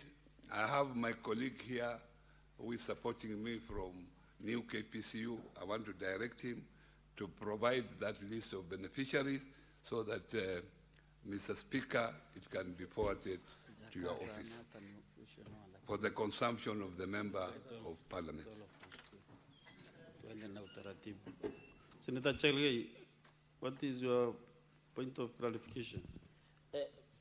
Mr. Speaker, you know, I only want one commitment from the CS on budgetary allocation. He is saying there is 2 billion Kenya shillings, but he has not committed that out of 2 billion Kenya shillings, the amount of 500 plus million that should be allocated to declare these employees of KPCU, he has not met that commitment that in their allocation. Chalagi, what he said, and I saw the former employees nodding and they were happy, is that he gave his commitment to clear the pending bill of the former employees first. First priority is to clear them. Mr. Speaker, I don't know whether my English and yours are the same and the English. No, Mr. Speaker, you know, I went to the great school of Kapsawet boys, where it has produced 2 or 3 presidents of this country, including the current one. My only concern is he has said there is 2 billion that has been allocated to the ministry to look into this issue of coffee debt waiver. My only concern is he willing, as per the priority and schedule list of the beneficiaries of former employees, including, and Senator Siengo has put it correctly, including the estate of the deceased and the sick who cannot access those funds, including the administrators, so that any person who has passed on, the administrators or their beneficiaries can be able to benefit from the payout. That's not only my concern, but I appreciate with the way is committed to resolve this matter once and for all in this financial year. I yield back, Mr. Speaker, sir. I don't want to bring the CS on that matter back to the podium because this House has clearly absorbed its commitment, and it is on record that you will clear all the issues. And he has committed also to give the list to the representative of the KPCU members. So maybe what I can request is that the CS also has also said that he wants to be summoned again back to this House if he doesn't pay. So his commitment, and I know where he comes from, I know he is really committed, because my culture and his culture is almost the same. So when a man says, I commit, you take that as a gospel truth. And also the PS is aware, if we say yes, it is yes. A no is a no. So let's go to the next question, kindly. Thank you, Mr. Speaker. Sir, question 036. Could the Cabinet Secretary explain when the ministry plans to pay outstanding proceeds due to coffee farmers for coffee sold through the defunct Kenya Planters Cooperative Union, KPU, in the coffee pool year 2008-2009, amounting to approximately 60 million? B, could the Cabinet Secretary further explain whether the ministry has a payment schedule for the affected farmers indicating timelines, amounts, payable and beneficiaries, and whether the schedule provides for interest accrued from the date that proceeds fell due, including timelines for payment of such interest? Thank you. Bwana CS will respond. Yeah, Mr. Speaker, let me on the onset say that such issues of delayed payment will never happen again. Since then, reforms have been undertaken, and now at the moment, those farmers who sell their coffee through the Nairobi Coffee Exchange get their payments within 5 days after the auction date. So, Mr. Speaker, that is a commitment, and those are reforms that has happened in the coffee sector all along. But, Mr. Speaker, I wish to respond to question number 36 by the Senator Siengo as follows. On A, the ministry plans to pay the outstanding balance of 56,392,928.87 proceeds due to coffee farmers for coffee sold through the Kenya Planters Cooperative Union, KPCU, in the coffee pool year 2008-2009 under the coffee debt waiver program in the second quarter of the financial year. Number B, the ministry has a payment schedule for the affected farmers. The outstanding amount to coffee growers in the coffee pool 2008-2009 was 56,392,928.87.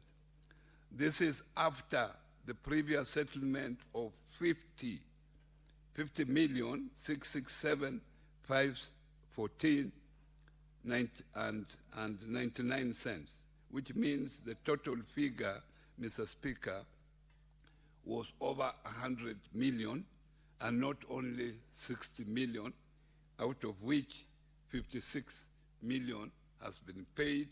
There is an outstanding balance of 50 million.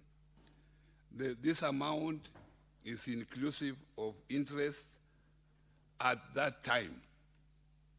The outstanding amount to coffee growers shall therefore be paid under the coffee debt waiver in the second quarter of the financial year 2026-2027.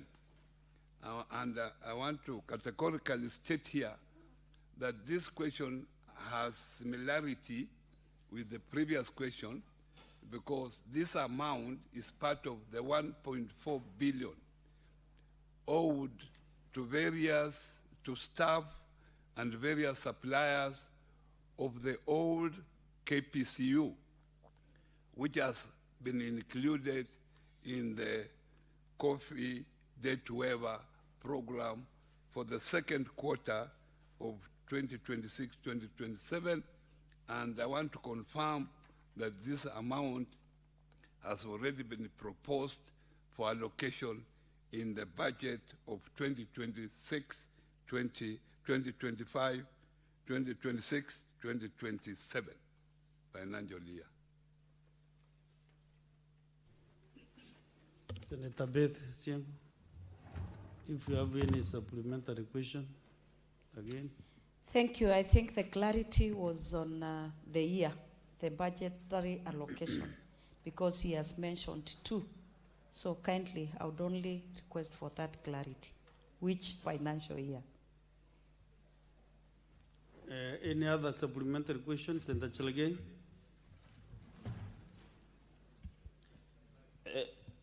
Mr. Speaker, just further clarification on this payout to under KPCU and proceeds to coffee farmers. Waziri, if it is not of trouble too much, there was a small matter also that happened with the old KCC and new KCC. So I really wanted to find out from other sectors apart from coffee. There was one, the non-payment of former KCC workers and payment to KCC, all KCC to farmers, if there is any other sector that needs to be paid, and whether the ministry has allocated. If he can provide now the response, or through the Speaker in the course of a few days, I'll be very grateful. I yield back, Mr. Speaker, sir. I'm interested with the KPCU issues first. Senator Mandago. Thank you very much, Honorable Speaker. Honorable Speaker, what I want is a confirmation from the Cabinet Secretary. The Cabinet Secretary says there is a proposal in the budget of 2026-27 financial year. Did the proposal from the ministry originate from the ministry, and does that specific figure as a priority for the ministry, Honorable Speaker, and whether there is any evidence to show that is actually in the proposal? When you look at this matter, it's a matter of 2008. We are now in 2026. Even the very farmers we are trying to pay, some of them, I don't know how they are going to receive that due, but probably when we offer offerings in the church, they will celebrate in heaven. So the few are still alive. They should be paid as soon as possible. So we want a confirmation and evidence that is actually in the budget. And it is upon the ministry to make sure that that allocation remains in the budget, and whether it is a priority in the budget. Senator Mandago, unfortunately, you know, you have just come, but we really conversed that matter. But for the interest, since you are one of the key representatives from the lift, you'll just get an opportunity to just give you that surety. But he really committed himself to those figures. Any other member? No. So, Honorable CS, you can answer those two. And if you'll attempt to answer the KCC and the new KCC matter. Thank you very much. I want to categorically state here that the financial year I'm talking about is 2026-2027, and that is where we have provided. Where it is now up to the National Assembly either to reduce or increase. Otherwise, where it is, it has gone through the various stages, and we are hopeful that this figure of 2 billion will be in the final budget approved by the National Assembly or allocated by the National Assembly. And as I've said here, I want to commit myself that this amount is part of the 1.4 billion that we are giving priority to have this matter of the old KPCU matter rest on the debts of the old KPCU, so that we are now able to deal with the new KPCU issues. On the issue of KCC, I'm not attempting to answer, but I can categorically say I have the capacity because I know what is happening. On new KCC staff, what happened, this issue is different from the old KPCU issue of staff, because these are staff dues which are direct there. But on new KCC, it involved even SACCO deductions. It involved those people who used to work with staff, in addition with those staff of the old KCC. Because now the new SACCO, the Maziwa SACCO is no longer there. What we have done, we have formed, through your directive of this House, we have formed an interministerial committee comprising the Ministry of Cooperatives and MSME, the Treasury, and the Labor, Ministry of Labor. 3 ministries, already a technical committee has met, and they have now an interim report that I will be presenting to this House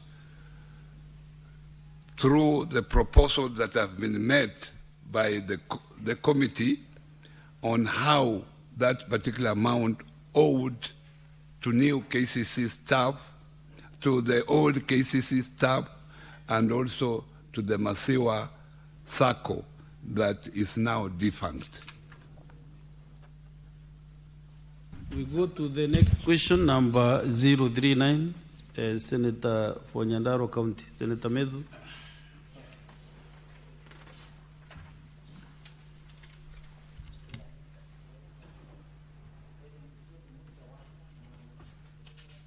Senator Mohamed Faki, you can ask on his behalf. Yes, Your Honor, I was authorized by Senator Methu to ask this question on his behalf.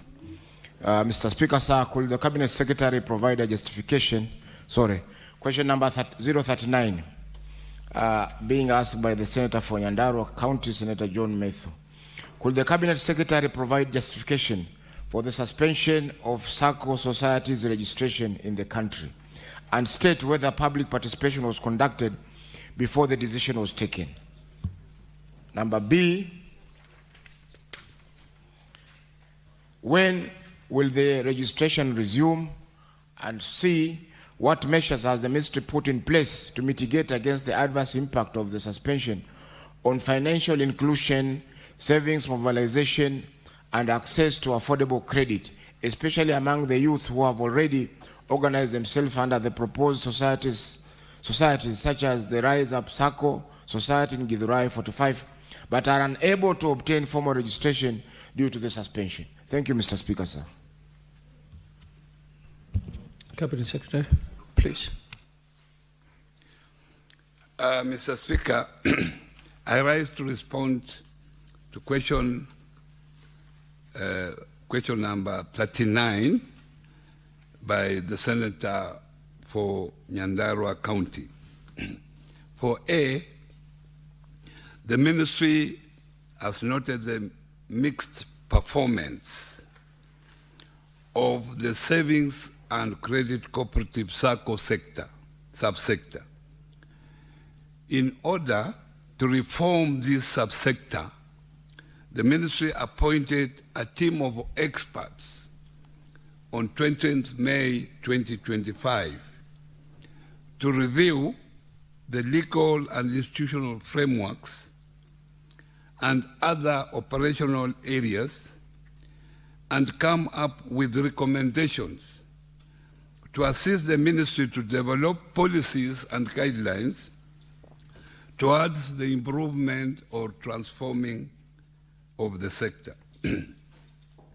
During the formal engagement of the Committee of Experts on SACCO sector reforms in May 2025, the ministry announced the suspension on the registration of new SACCOs. This decision was taken as a precautionary measure to safeguard members' interests and allow for a comprehensive review for the sector's regulatory and governance landscape. The reasons for suspension were as follows. One, to allow time to reform the legal and regulatory framework. Number two, to prevent the brand dilution and market saturation. Number three, to enable cleanup of existing SACCO's landscape. Number four, protection of member savings amid governance failures that have occurred in the sector. And number five, to align Kenya with global best practices. The suspension of registration of SACCOs was not a freeze, but a strategic pause to protect members, restore integrity, and lay the foundation for a resilient, well-regulated SACCO sector. It was to ensure that future SACCOs are not just registered, but ready to serve, govern ethically, and align with Kenya's financial inclusion goals and objectives. Mr. Speaker, Section 93 of the Cooperative Societies Act, CAP 490, provides that the Cabinet Secretary may from time to time direct the Commissioner for Cooperative Development on the exercise of his powers and duties under the Act, and hence this did not require public participation. For B, the Committee of Experts handed over its report on the transformation of the SACCO systems in Kenya just last month. This landmark report made a significant recommendation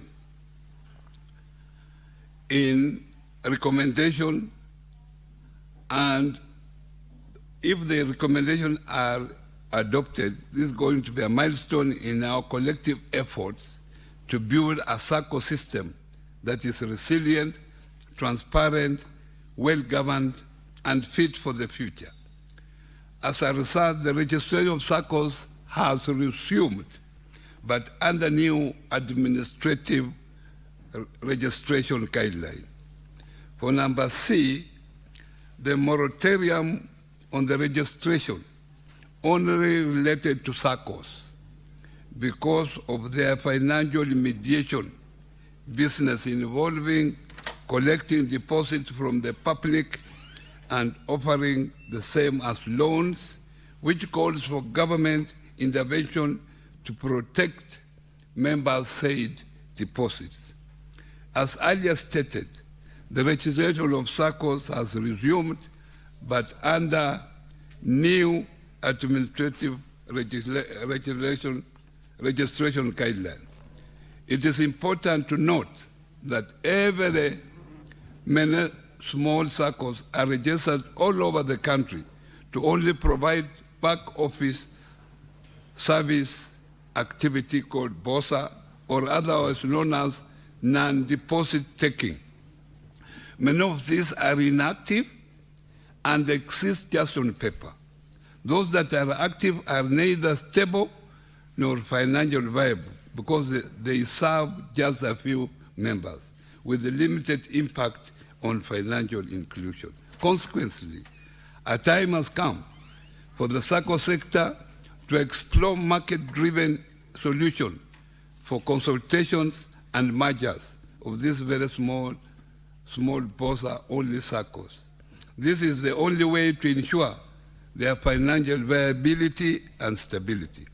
In this regard, officials of SACCOs operating within the same or similar traditional economic and social common bonds are being requested to immediately start conversation relating to mergers as a solution to their survival. This is the way to go in order to have a prosperous SACCO sector. The ministry shall issue guidelines to facilitate the amalgamation of the cooperative societies. Senator Faki, do you have a supplementary question? Sina swala la ziada, ni kutoa maoni tu kwamba kusimamishwa kwa uandikishaji wa vikundi vya SACCO, Mheshimiwa Spika, kwa sababu ya mikakati ya kurekebisha sheria za uandikishaji ni sawa na kuzuia watu wasiweze kuzaa, kwa sababu kuna baadhi ya wale watoto wanaozaliwa ni wahalifu. Kwa hiyo Mheshimiwa Spika, waziri amekubali kwamba wameanza kufungua. Kwa hivyo tuna matumaini kwamba SACCO zitaweza kuandikishwa kwa wale ambao hawajahusika na vikundi vya SACCO. Asante Mheshimiwa Spika. Senator Mungatana, you have a supplementary question?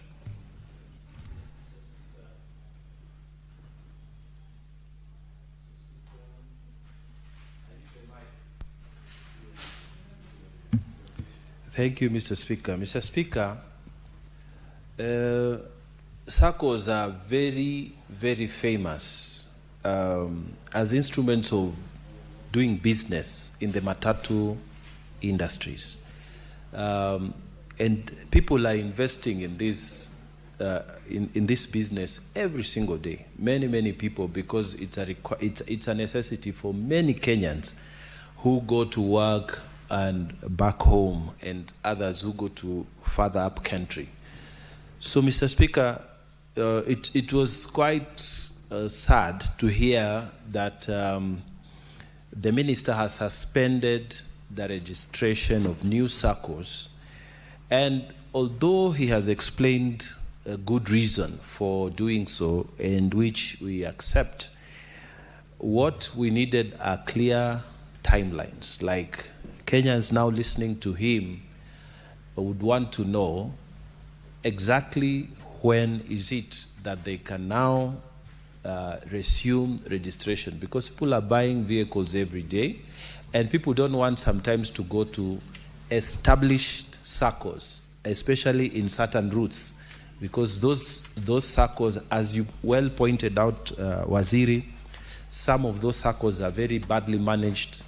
You have agreements with them, the owners of the vehicles are not paid on time, management is not good, the workers are not disciplined, and that investment doesn't pay. So what we wanted to know is, when are you, what is the timeline, what is the framework for telling Kenyans that this is the time now you can go and register new SACCOs in those different lines for matatus to operate? I thank you, Mr. Speaker.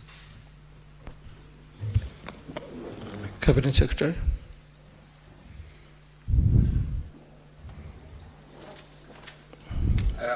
Thank you very much. Lile swali la kwanza, wakati niliingia kwa ofisi, wale ambao wanaendelea kusikiza mambo ya SACCOS katika nchi hii, mnakumbuka ya kwamba wakati huo tulikuwa na lile shirika la KUSCO ambao pesa mingi za wananchi zilipotea, karibu bilioni 13. Wakati huo pia tulikuwa na shirika la Metropolitan kule Kiambu ambako bilioni 7 wananchi zilipotea. Kwa hivyo nikiwa waziri singeweza kukaa tu na kuangalia pesa za wananchi zinapotea. Ndio kwa sababu tuliwaamua kama wizara tuangalie ni nini suluhisho ambalo linaweza kusaidia pesa za wananchi zikiwa kwa SACCO siwe zinaangaliwa vizuri. Ndio nikaja na hiyo kamati ya expert ambayo imeleta recommendation nzuri. Pili, tulisema tuko na kwa register ya SACCOS katika nchi hii tuko na SACCOS 14,000 na ukiangalia zile ambazo zinaleta returns ni chache sana. Kwa hivyo niliamuru commissioner wa cooperative aandike barua kwa hizi SACCO zote zilete returns. Kwa hizo 14,000 karibu 2,000 peke yake ndio zimeleta returns. Ni kuonyesha ya kwamba zingine ziko tu kwa majina lakini asifanyi kazi yoyote. Na zikiwa hivyo, tuko na wananchi wengine walakai ambao wanatumia zile inactive SACCOS kuchukua pesa kutoka kwa wananchi. So ile kondia ambayo mimi nimechukua ni kuona ya kwamba pesa za wananchi ambazo ziko kwa SACCOS zinatunzwa vizuri. On the issue raised by Mheshimiwa Mungatana on registration of SACCOS, on the timeline, I've said already that now we have new guidelines. And the new guidelines are very clear.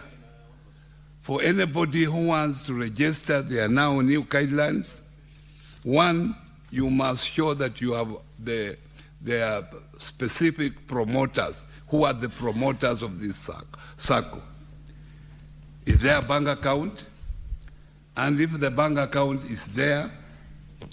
Cabinet Secretary, there is an intervention from Senator Mandago who wants to seek a clarification on an initial answer. Yes. Mheshimiwa Speaker, mimi nasimama kuuliza kulingana na kanuni za kudumu za bunge. Ukianza kujibu swali kwa kutumia lugha moja, unafaa kutumia lugha hiyo mpaka ukamilisha. Waziri ameanza kwa kujibu swali kutumia Kiswahili. Je, ni sawa akifika pale katikati aende kwenye Kiingereza ili hali wananchi wakulima walikuwa nafuatilia kwa Kiswahili? Senator Mandago, nitakujibu mwenyewe hiyo swali. Swali alikuwa anajibu ni ya Senator Mohamed Faki na aliuliza kwa Kiswahili. Ndo akaamua kumjibu kwa Kiswahili. Senator Mungatana aliuliza kwa Kiingereza. Ndo anamjibu kwa Kiingereza kwa vile anafuata kanuni ya bunge. Na lazima ukumbuke waziri alikuwa mbunge. Thank you for anajua sheria. me. And Mr. Mandako is taking me as a layman. He knows my experience in this house. I think he was just pulling my leg. Yeah. And Mr. Speaker, thank you for protecting me. I've said now, for those who want to register a SACCO, they must have promoters, they must have a bank account, and that bank account must at least have 10 million Kenya shillings.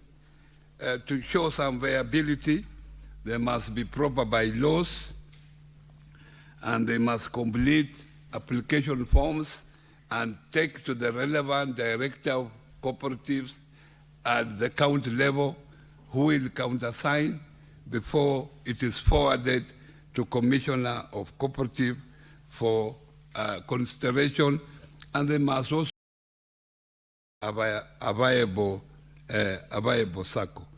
This is some of the conditions that we have put in place to make sure that we have serious institutions that will be taking care of the interests of the members. And lastly, Mr. Speaker, I want to commit myself that those circles now can be able to register, having fulfilled the conditions that are pointed here, are able to register immediately, so long as they satisfy those conditions. We'll take 2 supplementary questions from Senator Kamar, and then followed by Senator Murango. Thank you, Mr. Speaker, for the opportunity. First, I want to thank the Minister for the questions that he has given from earlier in the day, and the assurance that he continues to give this House that he is ready even to come back. Mr. Speaker, I want to assure this House that More University Circle has been revived, courtesy the Minister's promise to this House, and we really want to thank him for that. In fact, the registration certificate is out already. I just want to ask the Minister 2 clarifications. One is that cooperative societies are actually, except for policy, devolved. And if they are devolved, what role did the county governments play in this new? Did they have their own? Because public participation really, from the questioner, is not for us or for anybody else, but for county governments to participate because of the way county governments do their things, that they must have public participation. Were they involved in any way, or are they being inducted at all? Are they aware already as CECs of cooperatives or chief officers of cooperatives, so that we don't go for the same mistakes? Number 2 clarification is 2,000 out of 14,000 having responded is a very low figure, as you have said, Waziri, but I'm wondering, what are you doing with the balance? Are you writing letters to them, warning letters, or what is it that's going to happen to make them respond? Because they are still there on the ground. Are we going to have a session for them to come back, or are they going to re-register? Thank you.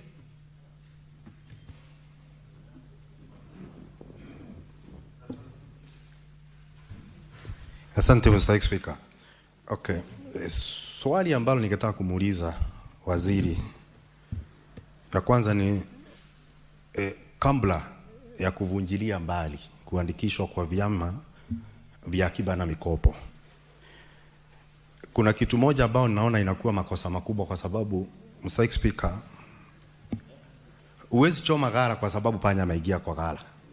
Kuna wale wahusika wakubwa, najua wako hata Kirinyaga, ambao bado tunangojea majibu, kama Mwitevia Rural Sacco ambao walipotea na pesa za umma, Roma Cooperative ambao walipotea na pesa ya umma.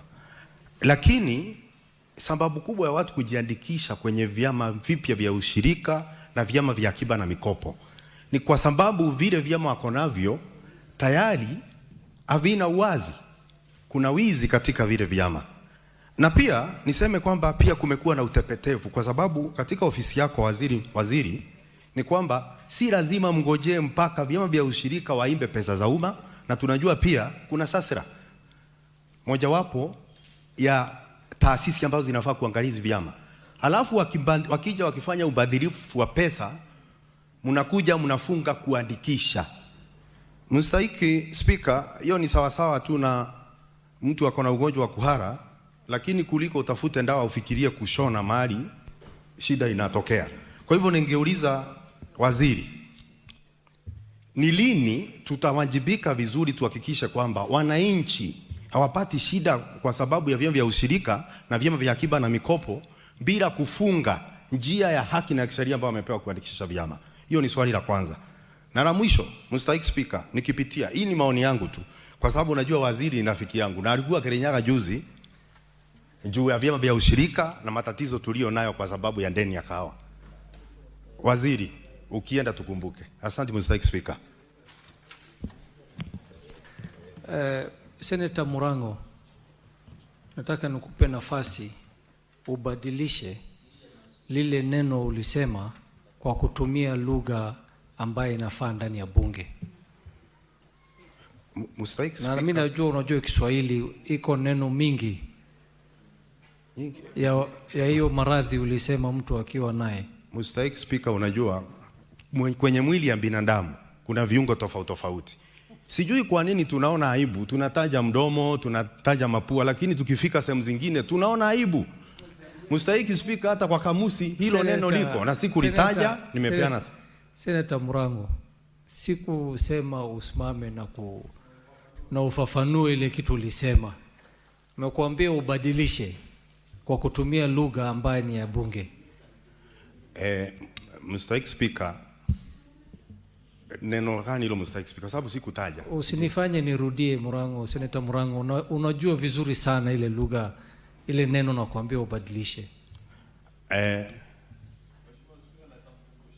Nikumbushe, naomba Mstahiki Speaker nikumbushwe kwa sababu sikumbuki nikisema jambo lolote ambalo sifai kutumia. Mstahiki Speaker. Mkumbushe Senator Mandago.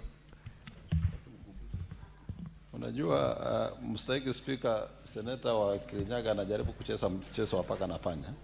Ulitoa mfano ya ugonjwa wa kuendesha, lakini neno ambalo nilitumia si kuendesha. Hilo neno ndio tutafaa sasa urekebisha. Mstahiki Speaker, nitambadilisha jina kuhara niseme kuendesha, lakini kuhara na kuendesha maana ni sawa. Mstahiki Speaker. Sawa Murango. Cabinet Secretary.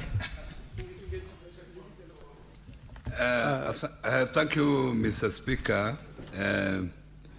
Thank you, Honorable Kamar, for appreciating what we did for the Moi University SACCO.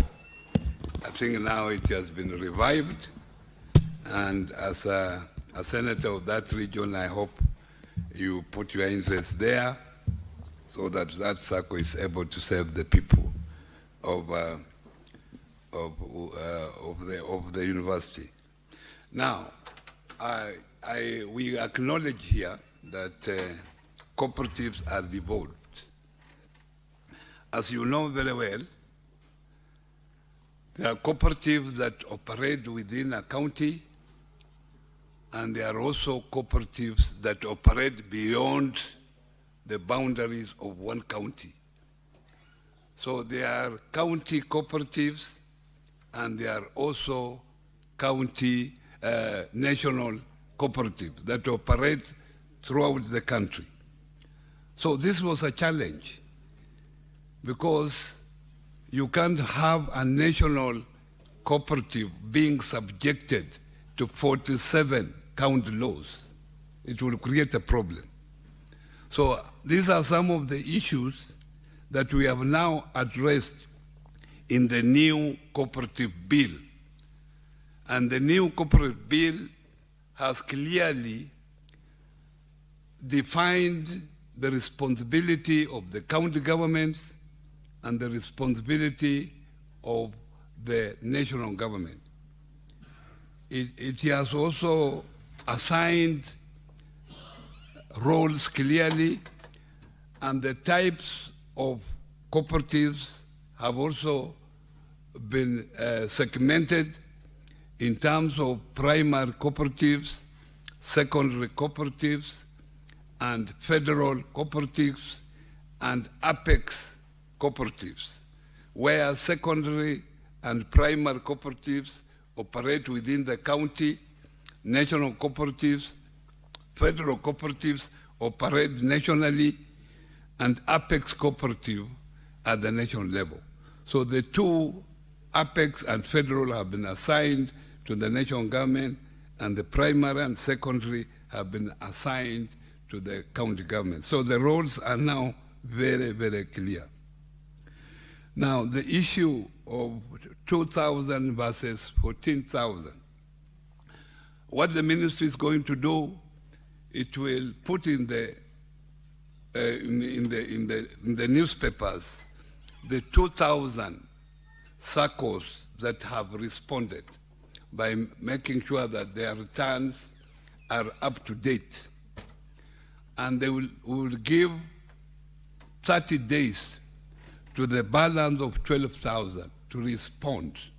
If they don't respond in 30 days, we'll assume they are either inactive or they are not there, they are not operating, and therefore they will be clearly deregistered and will therefore conduct the Association of Bankers to make sure that if any of those ones are holding bank accounts elsewhere in any of the banks, then the banks, those bank accounts should be closed so that they are not misused in future to defraud innocent people their hard-won wealth. So that is what we are doing, Mr. Speaker. Mambo ya wizi wa pesa katika SACCOs. Hapa awali nilisema ya kwamba wakati niliingia wizara tulikuwa na mambo mengi ambayo ilikuwa inaendelea, kwa mambo ya Cusco, kwa mambo ya Metropolitan, mambo pesa mingi zilipotea kule Cusco, bilioni 12, kule Metropolitan bilioni 7. Ni mpaka lazima tuwe na njia ya kuona ya kwamba wananchi wakiweka pesa zao katika SACCO, hizi pesa zinatumika vile inatakikana. Ndio kwa sababu tulionelea, kwa sababu pesa ziliendelea kupotea, na tulikuwa na complaints nyingi, mabarua nyingi kutoka kwa sekta fulani. Ndio tukaamua wacha tuangalie, tustopishe, tulete kamati ambayo itaangalia experts. Nikapata hao wataalam wa kuangalia hata mambo, nilipata hata wawili kutoka kule ng'ambo wasaidie sisi hapa, na pata Wakenya wako ambao wamesomea haya mambo. Nikawaweka hapa watu 5 kuangalia haya mambo, na sasa hivi wameleta report ambayo itasaidia sekta hiyo. Ndio kwa sababu tulisimamisha, na hapa awali nimesema tayari tumeanzisha usajili wa wale ambao watakuwa wanafuata zile ambazo zinatakikana, na nina hakika ile SACCO amendment ikija hapa, itakuja hapa, iko katika National Assembly, ikifika hapa muiangalie kwa makini, kwa sababu tunataka tulinde mali ya wananchi. Ni hiyo ndio kazi ya wizara. SASRA ilikuwa na mamlaka ya SASRA ilikuwa limited, yani SASRA ilikuwa iangalie wale SACCOs ambao wana mali ya milioni 100 kwenda mbele. Ile recommendation ambayo imekuja sasa imesema shilingi ikiwa kwa banki na shilingi ambayo iko kwa cooperative siko sawa. Kwa hivyo mamlaka ya SASRA sasa imepanuliwa ili iangalie cooperative zote. Hakuna iangalie ile ya 100 peke yake na iwache hizi zingine, kwa sababu shilingi ni shilingi. Hata ikiwa kwa cooperative kubwa, ikiwa kwa SACCO kubwa, ikiwa kwa SACCO ndogo, shilingi ni shilingi. Asanteni, Mr. Speaker. Thank you, Cabinet Secretary. We'll take the last batch of questions, starting with Senator Kinyo. Thank you, Mr. Speaker. The Cabinet Secretary has indicated that over 10,000 SACCOs risk being deregistered.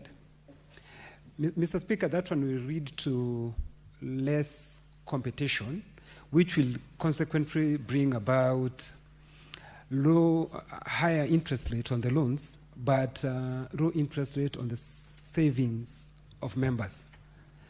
What is the Cabinet Secretary going to do to caution the good Kenyans? Thank you, Mr. Speaker. Thank you. Next question by Senator Newton. Thank you, Mr. Speaker. I refer to the answer by the CS for part A of the question, where he says that as a justification for suspension of SACCO registration, Mr. Speaker, that under 2, it was prevention of blood dilution and market saturation, where he continues to say that there was a proliferation of under-resourced and poorly managed entities. My concern, Mr. Speaker, is that if we know SACCOs that started, very humbly, like Equity Bank, started at a very small SACCO. So if we make it a condition that it has to be over-resourced, because he talks about under-resourced SACCOs, then we will risk having, investors with humble beginnings from being registered and therefore kill their dreams, Mr. Speaker. And finally, Mr. Speaker, any SACCOs that have been closed and have actually sunk members' savings, like some 2 of them in Kirinyaga, Muitaidia SACCO and Roma SACCO, Cooperative SACCO. Exactly what is the guarantee that the CS is giving that members who had saved with these SACCOs will receive their funds?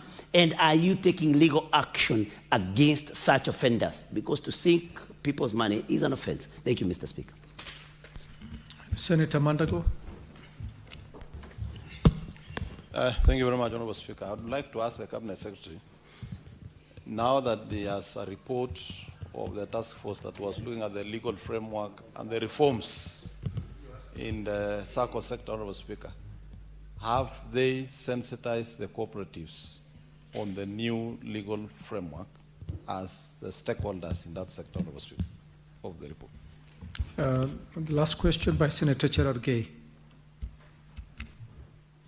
Thank you, Mr. Speaker. Sir, just my supplementary question on the issue of suspension of registration of cooperative by the Minister. I wanted to get further clarity that he stated Section 93 and the powers of the Minister, and Section 93 and 93A of Cooperative Society Act 490. Looking at the powers of the Minister, one of them does not involve power to order suspension of cooperative society. So my only supplementary on registration of SACCOs, my only supplementary is, where did the Cabinet Minister get the legal powers or President to order suspension and registration? Because looking at other powers of even the Commissioner and powers of the Minister, maybe you can clarify that. I yield back, Mr. Speaker.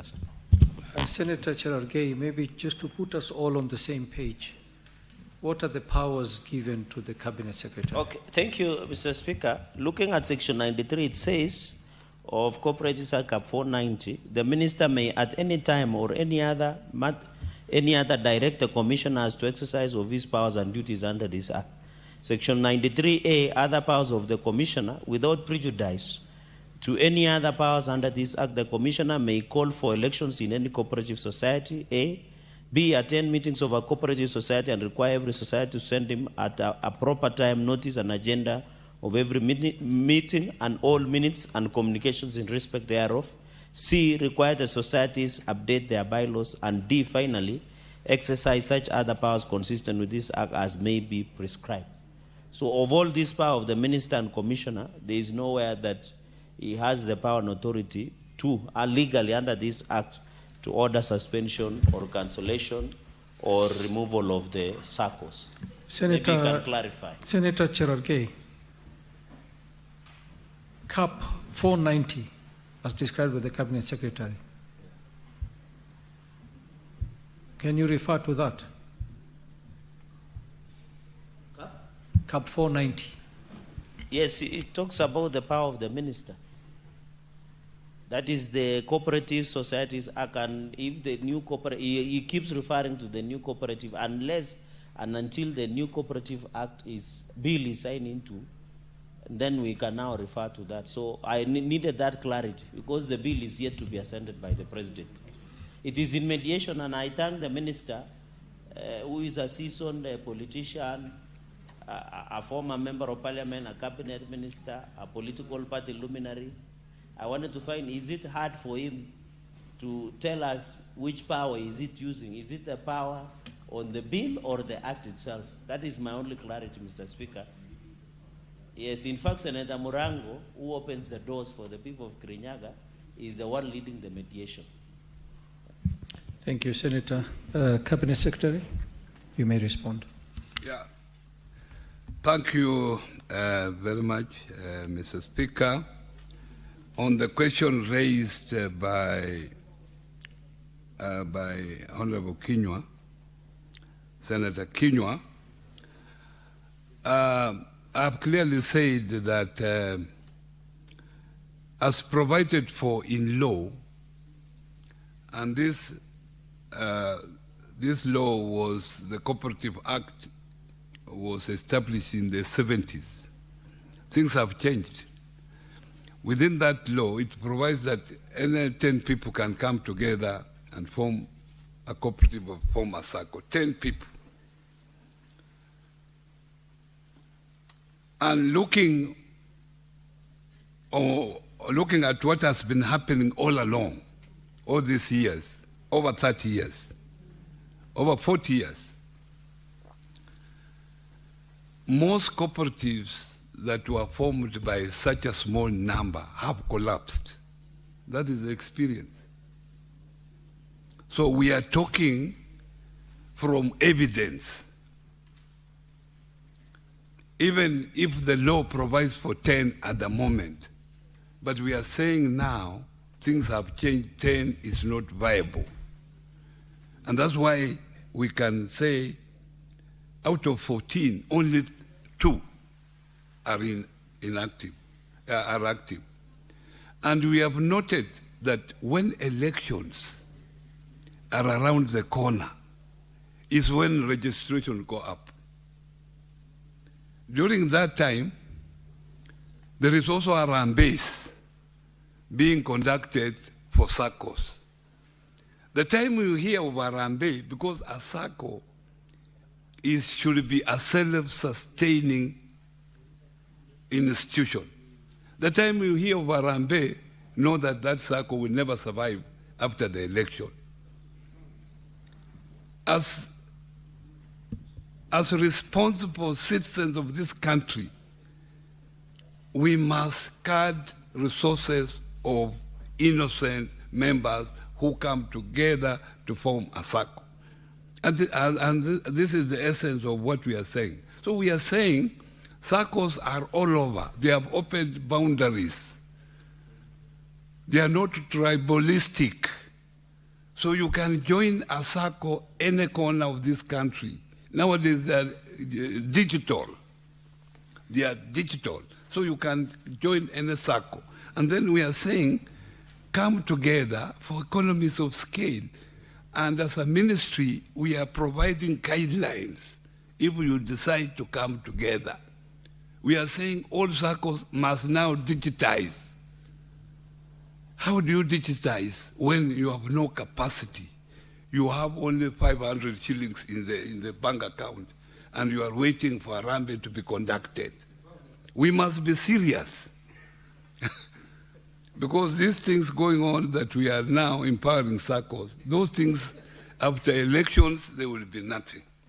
So, if we want to empower, let's empower women groups. Call them groups, but don't call them SACCOs. So I've looked at these issues very critically, honorable members. And that answers even the next question, because the next question asks what guarantee. These people have lost money. This is part of the reforms that are coming up. These are part of the reforms we are bringing. We are creating the post-guarantee fund, that those circles who that will go under genuinely, like what happens to the banks, there will be guarantee fund that will be managed independently, that will be able to be used to make sure that your deposits are refunded to you as the receivership proceeds. That is part of the guarantee that we have. So support that motion when it comes here. On reforms, this committee of experts went in the entire 47 counties and listened to cooperative members, listened to cooperative officials. So what they have recommended to the ministry is actually from the people, from the cooperators at the grassroots.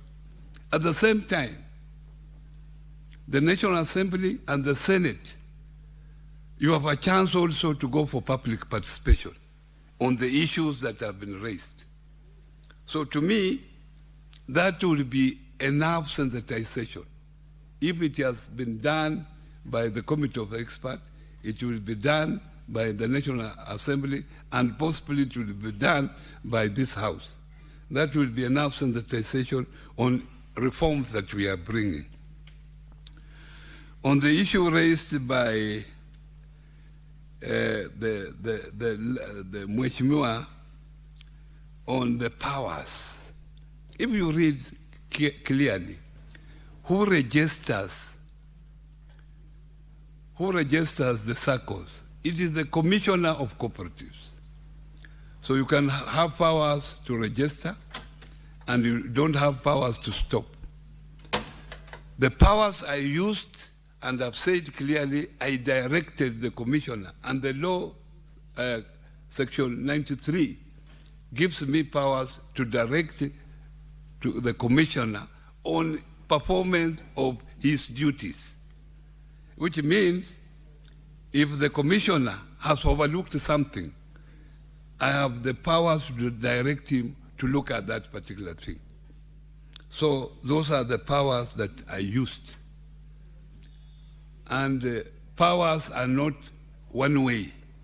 Powers are two way. So you cannot register and not be able to deregister. Thank you. Thank you, Cabinet Secretary. There being no further questions, we shall allow the CS to take leave. Cabinet Secretary, we thank you very much for your time, and we wish you all the best in your duties. Karibu sana. Clerk, next order. Order number 8, motion, reports of the Kenya delegation to the sittings of the Pan-African Parliament committees and other Pan-African Parliament organs held at Gallagher Convention Center, Midrand, South Africa on 13th September 2024 and 20th September 2024. Senator Mungatana.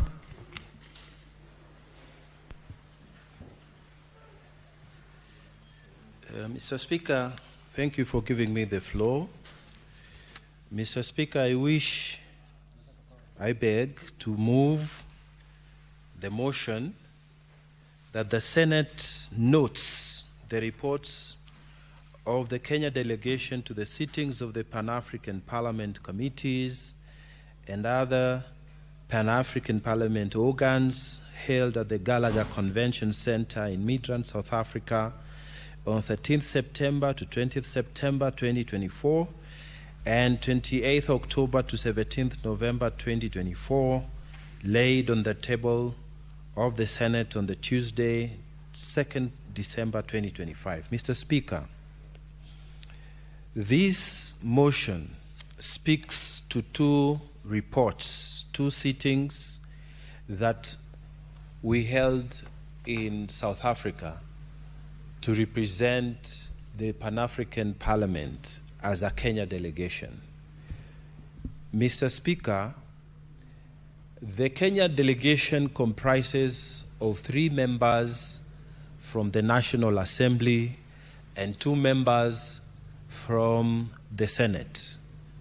As required by the Pan-African Parliament rules, it is balanced between the side of government and the side of opposition. It is balanced on the gender question. In fact, Kenya is doing very well when it comes to female representation of that delegation of 5. Mr. Speaker, there are 5 members from each of the 55 countries that sit in Pan-African Parliament. Some of the members have been suspended because as soon as your country experiences a military coup or there is an unconstitutional change of government, then that country is suspended from all organs of the AU, including the Pan-African Parliament. Mr. Speaker, these 2 reports are extensive, and I know members of this House have had opportunity to interact with the material. But in general, Mr. Speaker, just like any other parliament, when we go there, we debate on various issues, and also, Mr. Speaker, we belong to different committees, and we operate just like any other parliament that would do its business in a sitting of the assembly.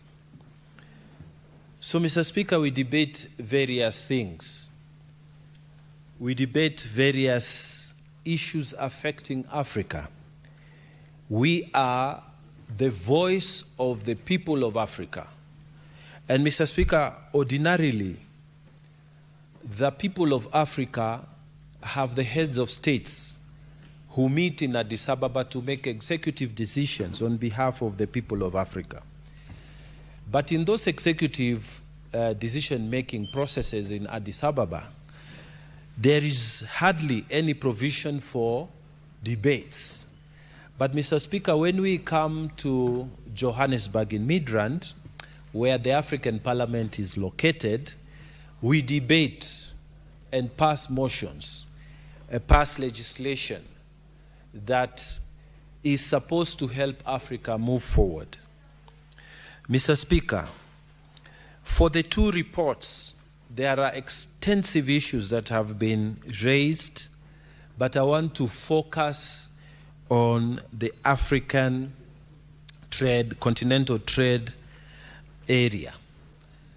Mr. Speaker, in both reports, the question of establishing a free trade area through Africa that was passed by the heads of states, the protocol passed and endorsed by almost all African states in record time.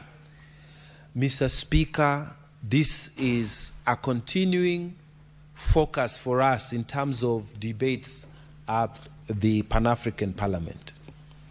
So one of the things that we have debated in both, it's a running theme, in both of these reports is the need for Africa to increase its intra-Africa trade. As we speak right now, Mr. Speaker, a lot of African states, they do more business with Europe, more business with America than within Africa itself.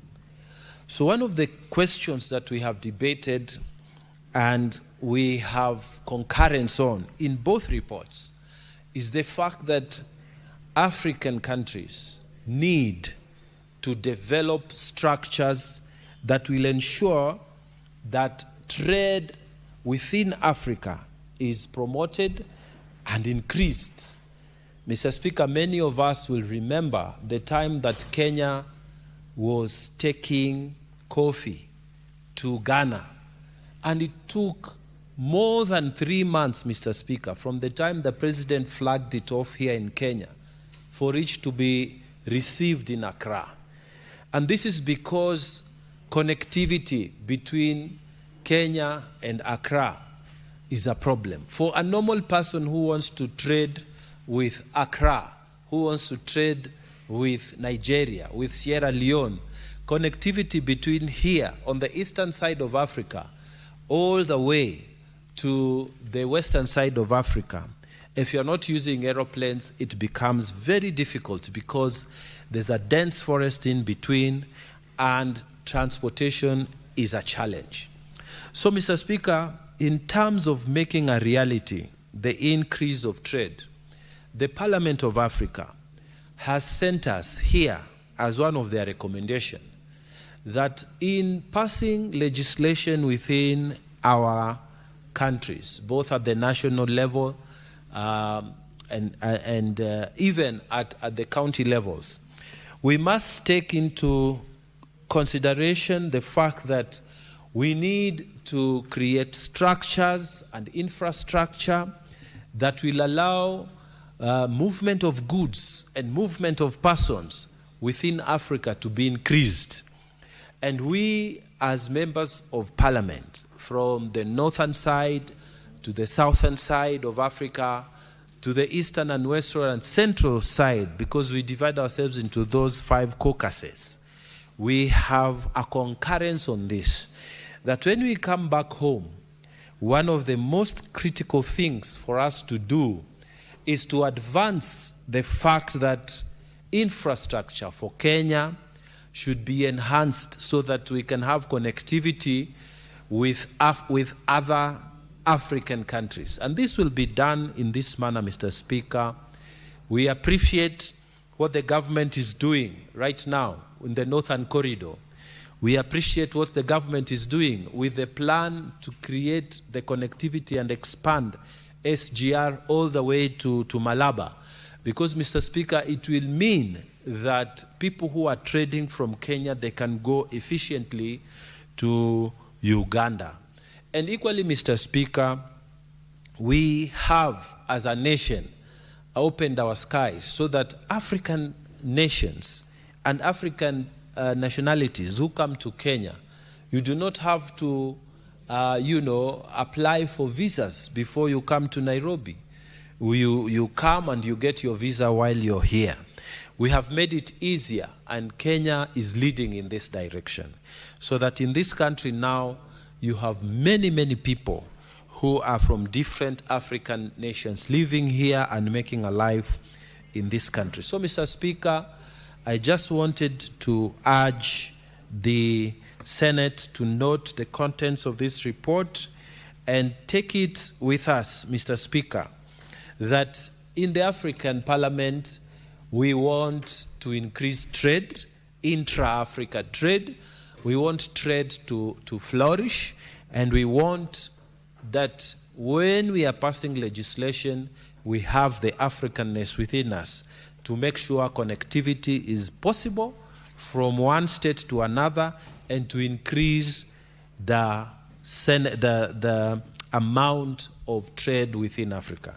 Mr. Speaker, with those many remarks, I beg to move, and I would ask the Honorable Senator Cherarke to second this motion. Thank you, Mr. Speaker. Senator Cherarke. Thank you, Mr. Speaker. I'll try to be as brief as possible. As I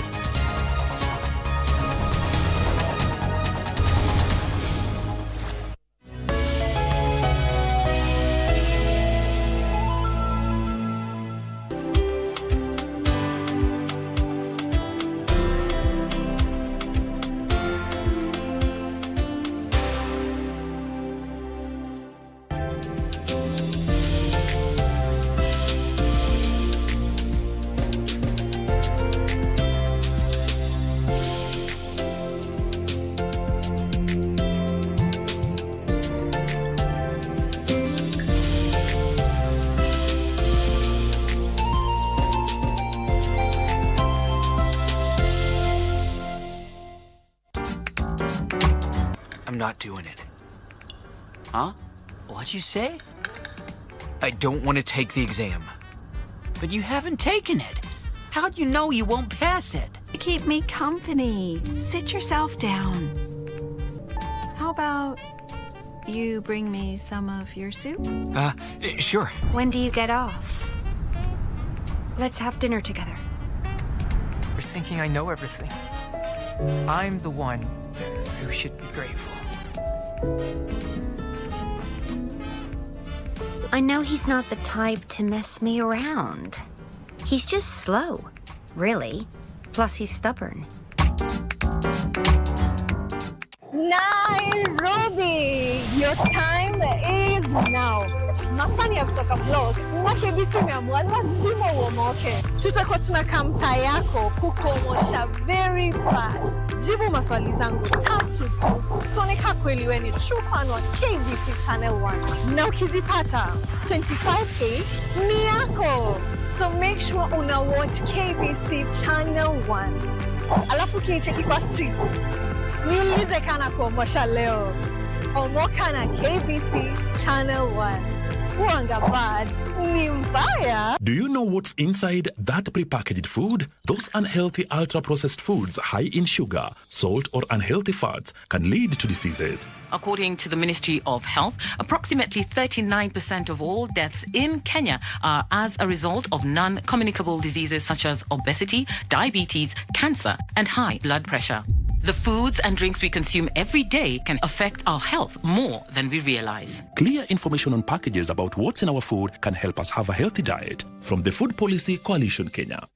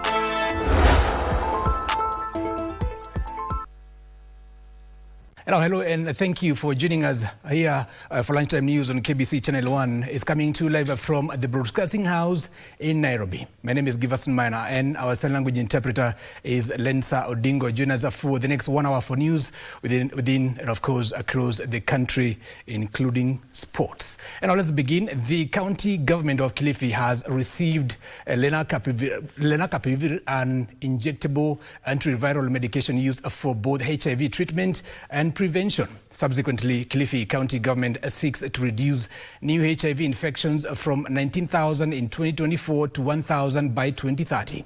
The annual injection has been hailed as a game changer in the fight against new infections, with at least 10 facilities in Kilifi receiving the antiviral medication. County government officials and NGOs alike noted that Kenya is still lagging in reducing new infections, but this new treatment will be a booster in realizing the success of the same. Wengi waweze kujua hali zao za kiafya. Kwa hii sindano, it's quite a privilege. I'm actually delighted because it will prevent the high risk of getting HIV.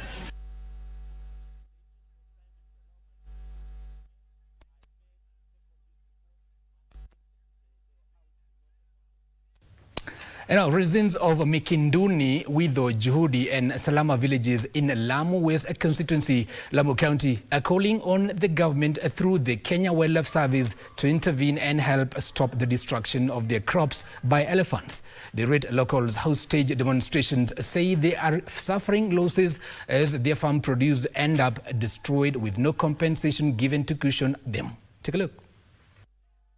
The locals who are counting losses say the destruction of their farm produce by elephants is destroying their livelihoods, saying they have to source for alternative money-making ventures after their crops got destroyed. Wameharibu minazi, wameharibu mikorosho, wameharibu miembe, wameharibu mpaka mihogo. Mtu wadara hivi davu, ama tuchukue sheria mkononi, tumechoka kabisa. They're calling for urgent intervention to cushion them from the constant losses from wildlife. This even as residents living near the Mwingi North Game Reserve and the Kitui South Game Reserve are being urged to always seek safety first in the face of rising human-wildlife conflicts in the area. Tusiingie tu maeneo ya usiku sana na dovu, tukae tu mchana.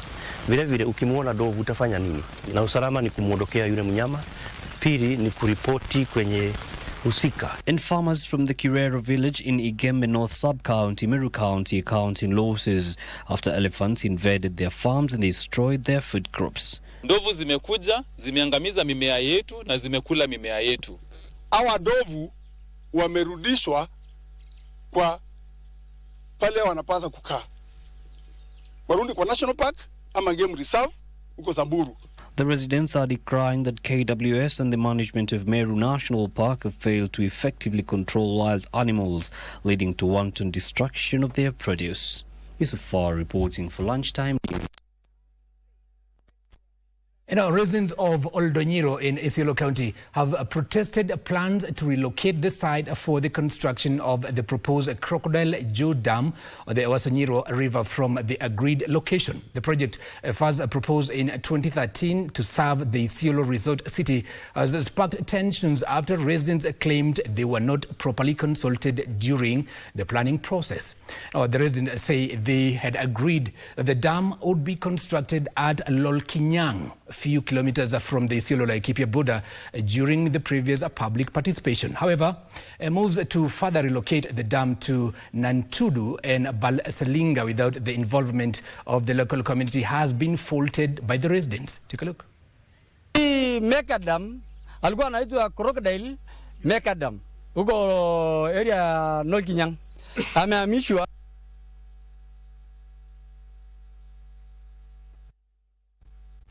And now from Isiolo, let's take you to Busia County. A family in Bugengi village in Matayos sub-county is in distress after their 16-year-old son with disability mysteriously disappeared from home 2 months ago. The family says despite reporting the matter to security agencies and conducting extensive searches across the border county, efforts to locate the teenager have remained unsuccessful. His sister Elizabeth Mbone is now appealing to well-wishers and anyone with information to help the family trace their missing kin. The boy was last seen wearing a yellow t-shirt and black trousers on the day he went missing. Nauliza Maguru, ni namba zote ziko kwa upande wa Maguru, sikupata kwa jibu lolote. Sasa nikabidi sasa nijisati tu mimi mwenyewe sasa niende paka penye mtoto. Wakati mmoja nilipata mtoto alitoka hapa akaenda paka Bungoma. Nikatoka hapa saa 12 nikafika Bungoma. Ilifikanga huko Bungoma nikajaribu kutafuta mtoto, nikatafuta sikupata. And now, 15 years after squatters settled in Solio villages on what was then a dry landscape with little or no vegetation, the area is now experiencing a remarkable environmental transformation with a vigorous tree planting campaign bearing fruit. Through stakeholders led by Habitat for Humanity Kenya, the once dry land has become fertile and productive, with other regions with residents embracing the tree programs even at homestead levels. Now, according to the residents, they started climate adaptation or rather adaptation programs 3 years ago aimed to promote agroforestry in the area. They say other interventions include promoting Safi latrine models, revealing that with climate change, the area is prone to flooding and could affect residents' hygiene. have been partnering with Habitat for Humanity for the last 3 years to implement climate adaptation actions that help the community to build resilience. And today, agroforestry and tree planting that we are promoting is one of those activities. We are pioneering the Safi latrine model that is flood resilient, so that then communities don't have to be building latrines every rainfall cycle. We are working with hygiene promoters to make sure that people are sensitized to adopt behavior change that will protect them from infections and sanitation and hygiene related diseases.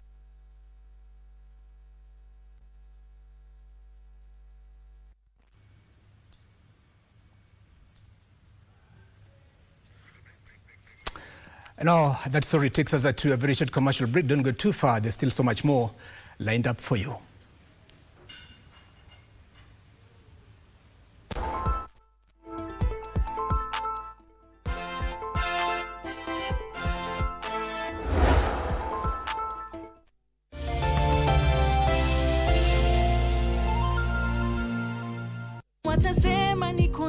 Wewe leo naona ukinibaia chai.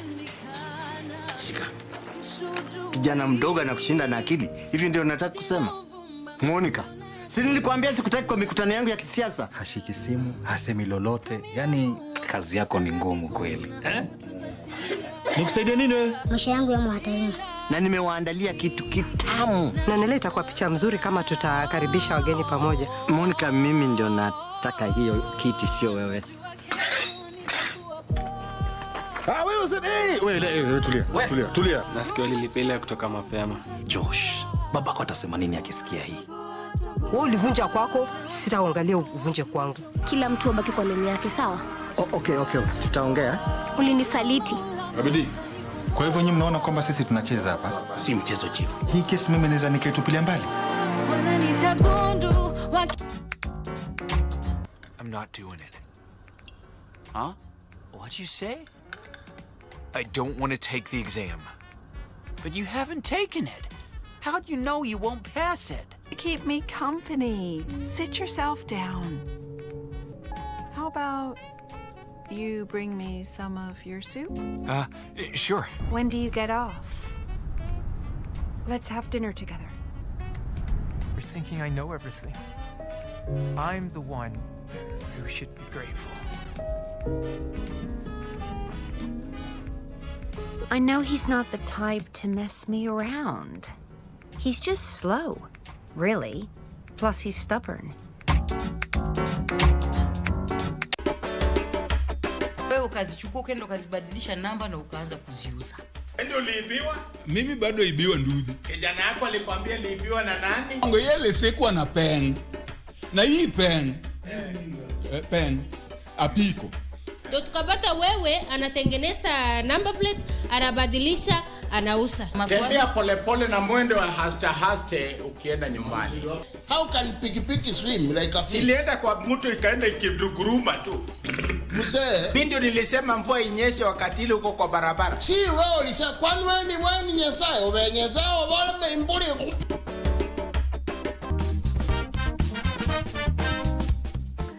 Looking for sisterhood, craving solidarity, ready for a space where every woman belongs? Then Dada's Show is the show for you.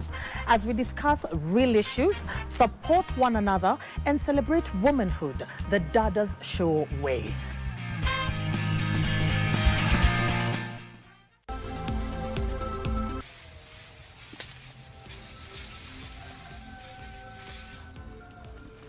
Wiki hii kwenye Mkulima tunaangamiza dhana potovu kuhusu matumizi ya biopesticides. Na vile Boniface, tuangalie manufaa yanayotokana na kukuza mimea tofauti katika shamba lako. Dawa za biopesticides ziko na ufanisi mzuri na tena zile zinaitwa zile dawa zile broad spectrum. Utapata kwamba dawa moja inaua huyo diamond backmoth na tena wadudu wengine wale wote ambao tumezungumzia.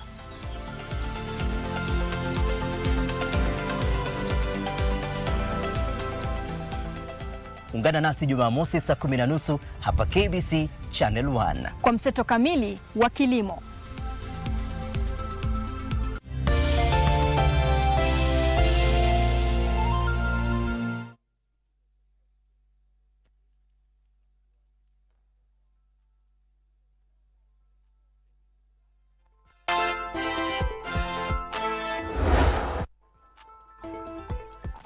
And I welcome back. You're watching Lunchtime News on KBC Channel 1. Now I take you to Baringo, or rather, where a contingent of security officers on security mission escaped death by a whisker after a land cruiser they were traveling in was swept by flash floods following heavy rains in Silale Ward, Tiati constituency in Baringo County.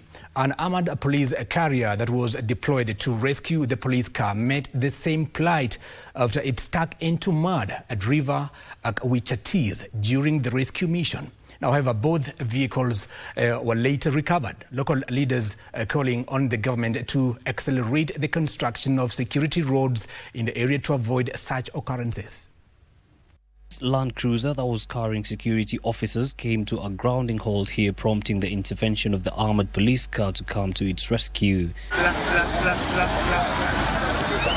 Minutes later, the water levels here rose, submerging the police land cruiser. Grounding rescue efforts and rendered this pathway impassable for both people and cars alike. With the ongoing rains causing havoc, leaders are now calling for the completion of the necessary infrastructure to prevent further losses. Maji imejaa mpaka imefunika barabara. Hii diversion ya kupita hapo juu mlimani mpaka tukatie lam pale Chepilat, magari imeweza kulala hapo kwa sababu serikali hawajaweza kuweka maram kwa hiyo barabara. Kama serikali iko na pesa, mbona iwe ni pesa ambayo ni ya kwenda kufanya emergency response? Mbona isiwe pesa ya kutengeneza barabara? Sehemu ya Kuchatizi tengenezwe bridge, sehemu hiyo ya Kambuzende iwekwe bridge, sehemu hiyo ya Koreti iwekwe maram. Businesses and learning activities have also been disrupted, with learners unable to go to school due to the floods. Ni gharama kubwa kwa mzazi ambaye hata kuweza kununua kalamu na kitabu ni ngumu. Sasa je, mambo ya kuweza kulipa boat kila wakati, kila asubuhi na jioni ni ngumu sana. The vehicles were eventually moved later, with locals calling for the construction of a bridge in this area. Isufar reporting for Lunchtime News. Now from Baringo, I take you to Embu, where the Embu County government has embarked on a multi-million expansion of the Rupingazi Weru irrigation scheme that is set to benefit over 366 households in the semi-arid regions of Mbere South. The 69.9 million shillings project is expected to revamp farming by providing reliable irrigation water. Now, the project was first initiated in 2013 with the first phase of the project covering 54 hectares, benefiting at least 137 households in the Rika area of Mbere South sub-county.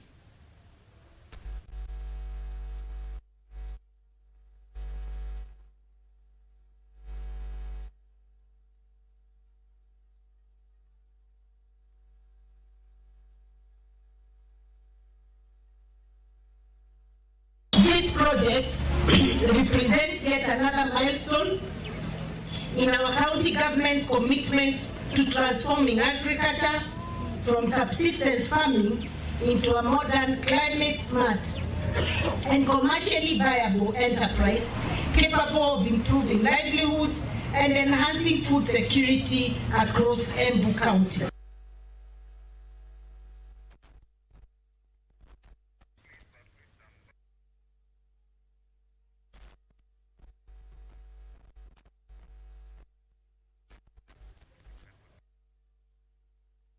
Now, counselling practitioners have raised concerns over the rising cases of mental health challenges in workplaces, saying the situation is affecting productivity across different sectors. Now, speaking during Mental Health Sensitization Forum in Kenol Town, Murang'a County, the Kenya Counselling and Psychological Association said the increased mental health challenges are caused by economic hardships, pressure to meet targets, job insecurity, and family-related stress. Led by association's CEO Rachel Kiaridas, they recommended the introduction of employee wellness programs in workplaces.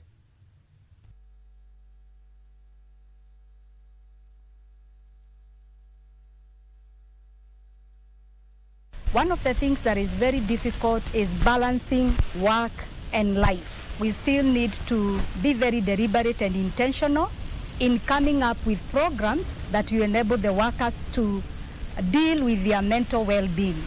For example, I can suggest that do we have days where the workers are able to go maybe for just an hour or so in what we call self-care? Or Do we have days where the workers can work flexibly so that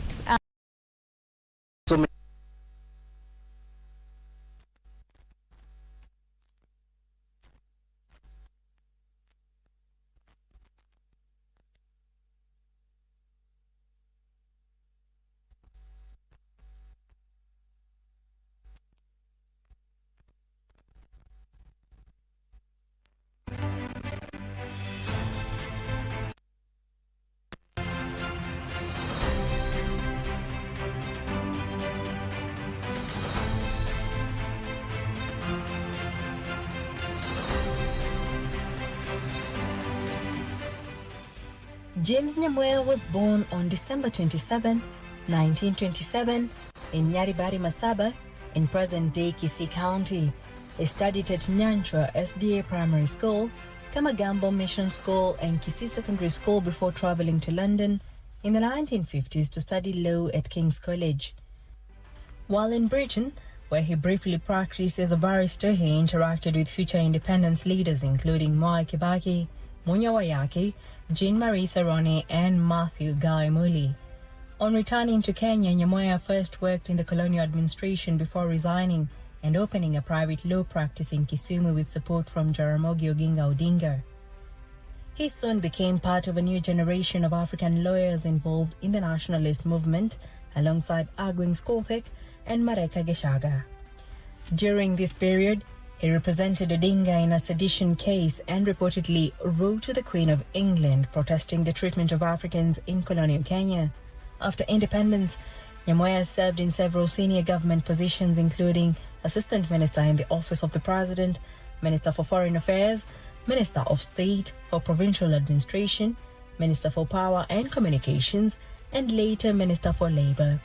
At the same time, alongside Mwai Kibaki and Tom Mboya, he contributed to drafting a sessional paper number 10, which guided Kenya's early economic policy.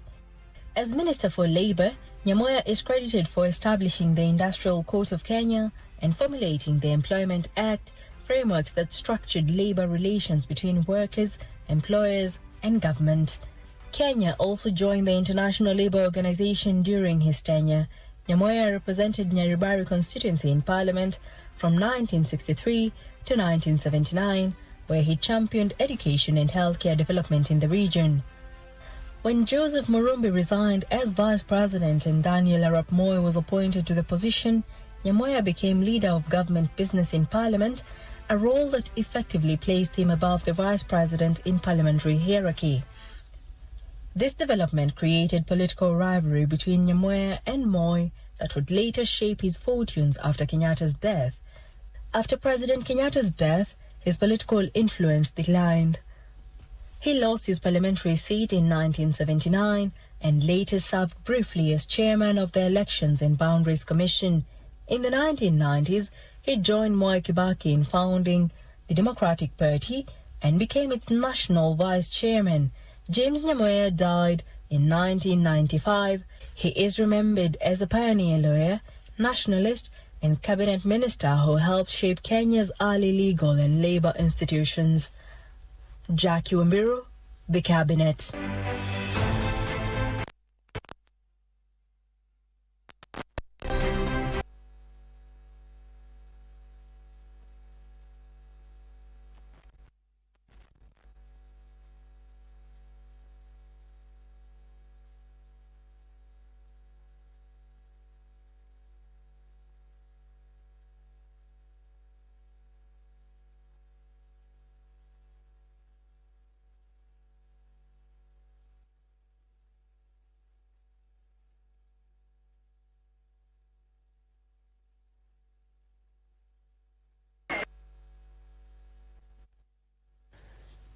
And now let's take you to Samburu County, where residents of Sunrise in Maralal, Samburu County, have lamented over alleged grabbing of an access road to Maralal town, forcing the residents to look for an alternative route to access the town. Now, the residents have given the Maralal town municipal leadership a 2-day deadline to open the road. Samburu Lands and Urban Planning CC have confirmed that the matter is under investigations.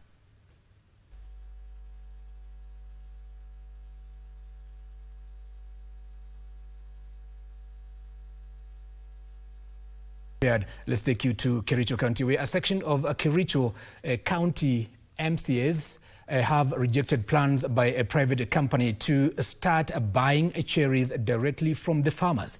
The leaders, led by a Kamasian member of a county assembly, Philip Rono, and his Londiani counterpart, Vincent Korir, claim the company West Valley Coffee will also set up a pulping station at Kandege area next to Fortenan, and is reportedly planning to establish a milling plant. The MC said the move is against a Coffee Act of 2026, warning that it will encourage theft, exploit the farmers, and kill cooperative societies, and later dictate the prices of coffee.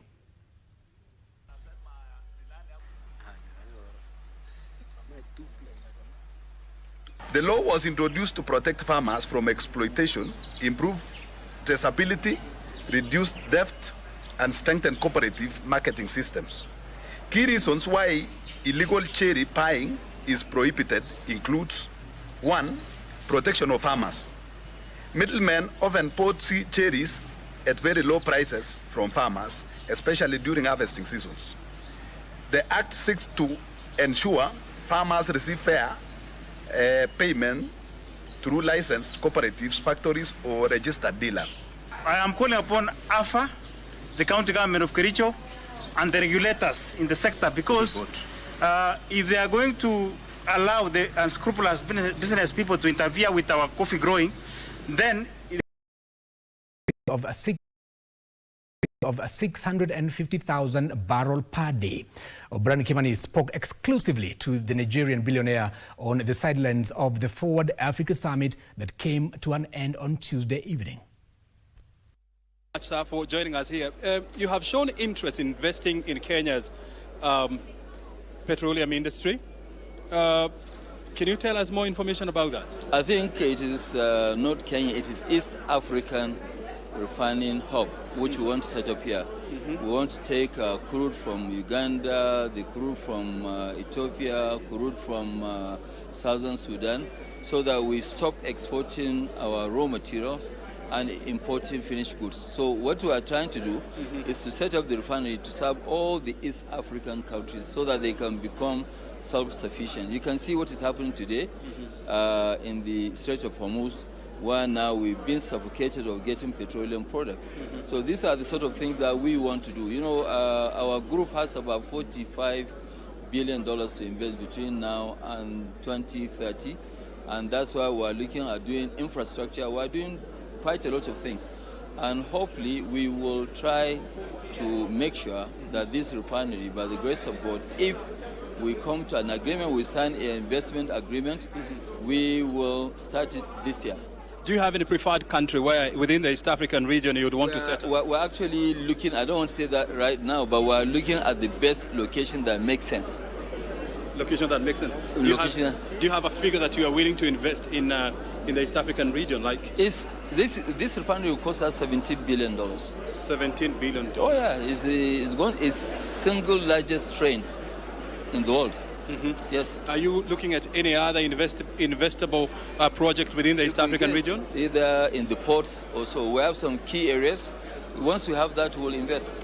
Thank you. Thank you, sir. Appreciate it. Yeah. Well, that is Africa's richest man, Alingo Dangote, there giving us a sneak preview of what he wants to invest within East Africa. He says he's willing to invest in the petroleum industry as well as any other sector in the region, as long as there is that political goodwill. Thank you, Brian Kimani, for that exclusive. And it takes us to a very short commercial break. Don't go too far. There's still so much more.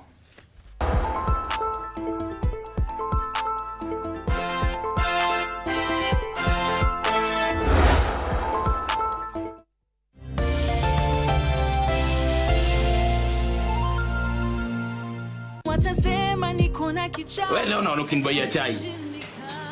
Shika. Kijana mdogo na kushinda na akili. Hivi ndio nataka kusema. Monica, si nilikwambia sikutaki kwa mikutano yangu ya kisiasa? Hashiki simu, hasemi lolote. Yaani kazi yako ni ngumu kweli. Nikusaidia nini wewe? Maisha yangu yamo hatarini. Na nimewaandalia kitu kitamu. Na nileta kwa picha mzuri kama tutakaribisha wageni pamoja. Monica, mimi ndio nataka hiyo kiti, sio wewe.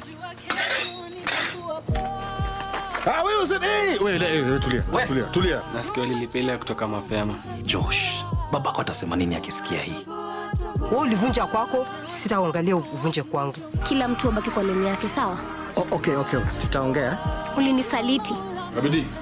Kwa hivyo nyinyi mnaona kwamba sisi tunacheza hapa? Si mchezo chief. Hii kesi mimi naweza nikaitupilia mbali. The bottom-up economic transformation agenda is not just a plan on paper. Manifesto tulioandika na tukauzia Wakenya na wakatupigia kura, sio gazeti ya kufunga nyama. It is happening on the ground across Kenya. Enda subabogi Moriega Jodhurwa untie Mugani Pamjambo. In agriculture, Turkana wameamkia mambo ya ukulima sasa. On our roads, Rami Black anaingia hapa anagausha hapa, wacha bana. In health, all our patients are in SHA 100%. In housing, kutoka nyumba za mabati kuleta nyumba kama hii ya ghorofa ni kitu mzuri sana. In our markets, umetukumbuka sisi mama mboga, shida zetu umezitatua, and so much more. It's a good thing the government inakuja mashinani na this is all what we have been requesting. This is transformation. This is impact. This is delivering the plan. Every Friday on KBC Channel 1.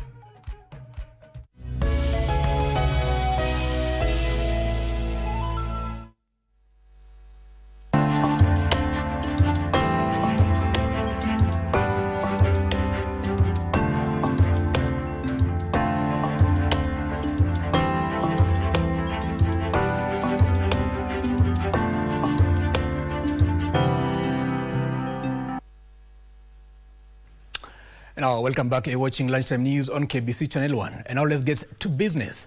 New infrastructure projects are opening up the counties of Meru and Isiolo for tourism and investment, leveraging wildlife, cultural and adventure attractions.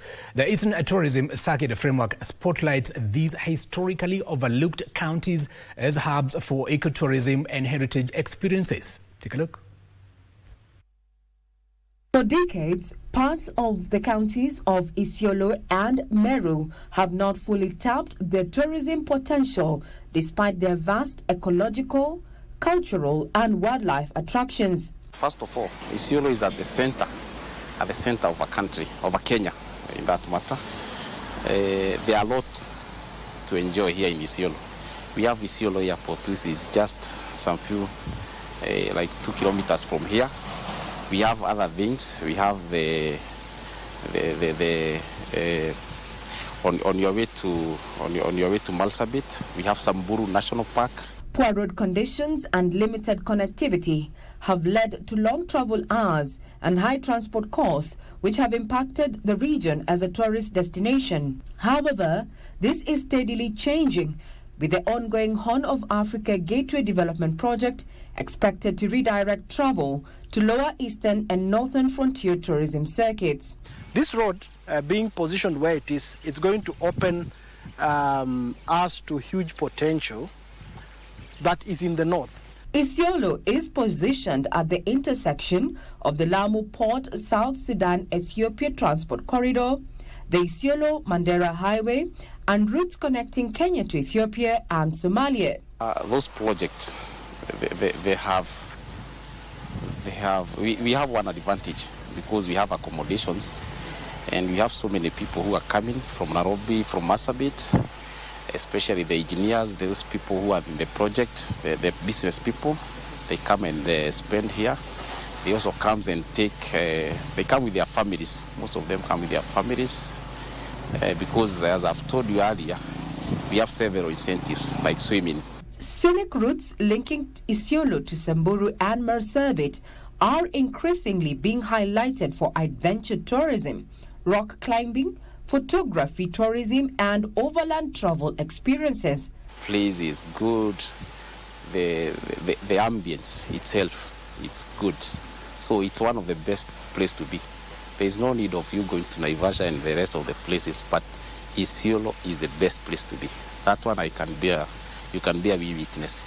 The project is stimulating service sector demand along towns, along the corridor. Right in front of me is this particular piece of infrastructure that links Kenya to Ethiopia, and to my right, that links Somalia to Kenya. Once this particular project is complete, it no longer talks about connectivity, but also gives the people of Kenya, and especially this region, a lifeline of social economic development. So the State Department of Agriculture, the State Department of Mining, the State Department of Lands and Physical Planning, all of them have to begin thinking in one direction so that we are able to do something out of the ordinary to spur the development and the economic well-being of this area, of course supported by the road infrastructure as it should be in the bigger picture of projects. The key component of the Horn of Africa Gateway Development Project is upgrading the 740 kilometers road corridor between Isiolo through Wajir and Mandera to bitumen standards. Regina Manyara reporting for KBC Channel 1. Thank you, Regina Manyara, for that report. And the tea levy regulations of 2026 are aimed at protecting the identity and value of Kenyan tea in the global market. Now, Agriculture Cabinet Secretary Mutahi Kagwe has told the National Assembly Departmental Committee on Agriculture and Livestock that implementation of the new regulations will pool funds for, among others, branding and marketing of Kenyan tea. The new 0.8% tea levy on tea exports introduced by the tea levy regulations of 2026 dominated an engagement between the Agriculture Ministry officials and the National Assembly Departmental Committee on Agriculture and Livestock.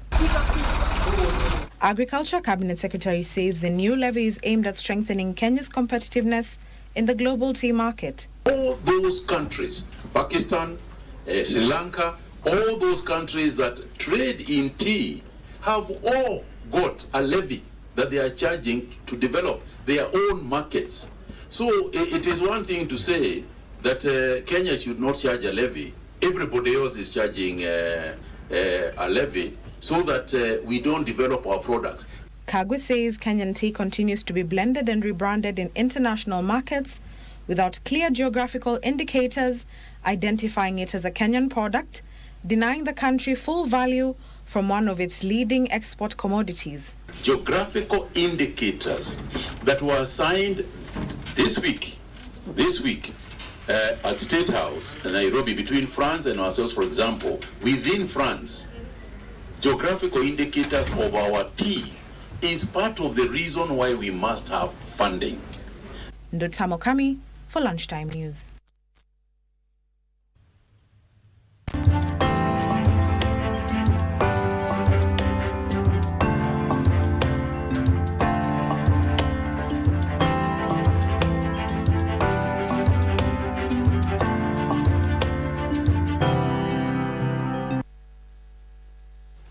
Migori County has unveiled its second public library under the leadership of Ochilo Ayako in partnership with other stakeholders.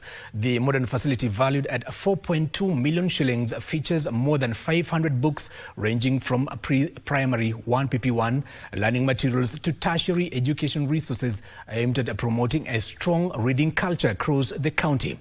Now, speaking during the official handover of the facility to the county government of Migori, the chief officer for Gender and Inclusivity, Professor Rose Ogwang, said the county is committed to ensuring the library is fully utilized.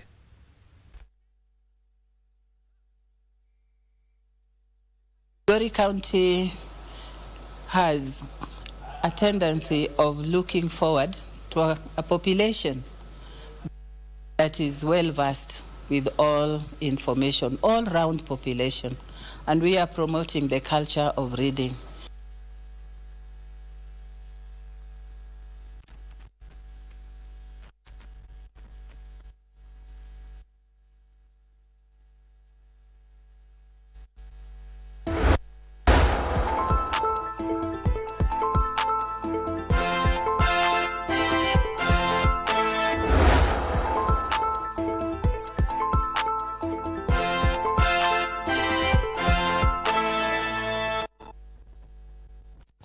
And now let's get sporty for a moment. The Kenya Volleyball Federation has scheduled the final National Men and Women's League matches that were scheduled from tomorrow.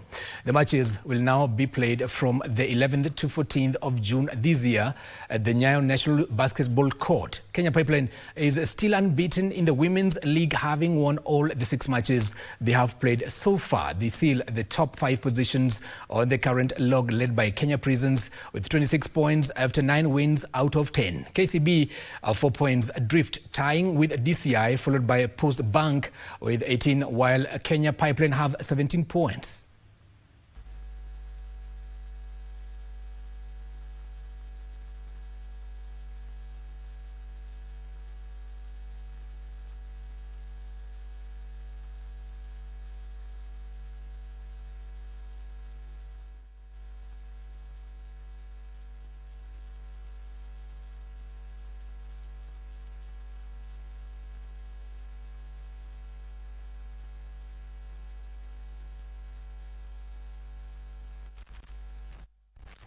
Now, the Kenya national women's rugby team, the Kenya Lionesses, is training at Kasarani in preparation for the Rugby Africa Women's Cup Performance Division, slated next week from the 21st to 31st of May at the RFUA grounds. The 4 nations tournament, defending the champions South Africa, Uganda and Madagascar, who will play in a round-robin format. The Kenya Lionesses, who finished second in the previous edition, will kick off their campaign against Uganda ladies, where they will be going for nothing short of victorious start. They took part in the HSBC 7th Division 2 series this year, where they recorded mixed results to finish 6th in the Montevideo leg.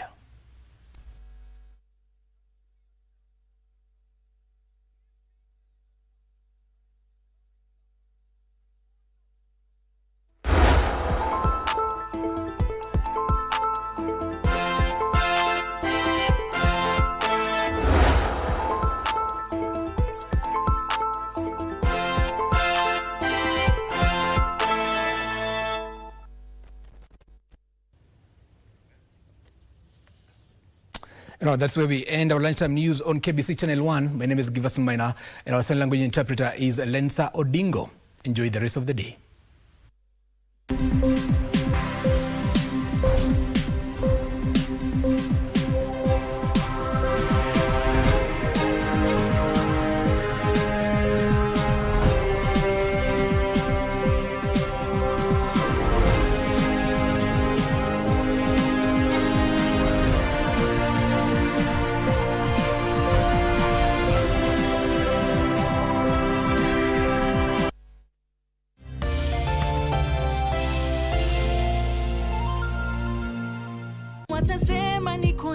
Wewe leo unaona ukinibaia chai. Shika. Kijana mdogo na kushinda na akili. Hivi ndio nataka kusema. Monica, si nilikwambia sikutaki kwa mikutano yangu ya kisiasa? Hashiki simu, hasemi lolote. Yaani kazi yako ni ngumu kweli. Nikusaidia nini wewe? Maisha yangu yamo hatarini. Na nimewaandalia kitu kitamu. Na nileta kwa picha mzuri kama tutakaribisha wageni pamoja. Monica, mimi ndio nataka hiyo kiti, sio wewe. Wewe tulia. Nasikia lilipelea kutoka mapema. Josh, babako atasema nini akisikia hii? Wewe ulivunja kwako, sitaangalia uvunje kwangu. Kila mtu abaki kwa leni yake, sawa? Okay, tutaongea. Ulinisaliti. Abidi. Kwa hivyo nyinyi mnaona kwamba sisi tunacheza hapa? Si mchezo chief. Hii kesi mimi naweza nikaitupilia mbali.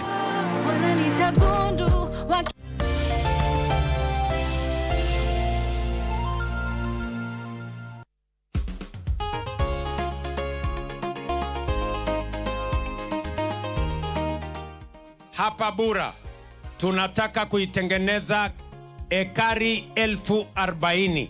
Tuzalishe mchele, tuzalishe chakula. Tayari nimepanga na waegezaji. Mimi nimeweka milioni 400 ya kukamilisha phase 2 ya ile kanal. Na hiyo kanal itamalizika ndani ya miezi 2. Mimi nitakuja hapa mwenyewe kuja kuifungua.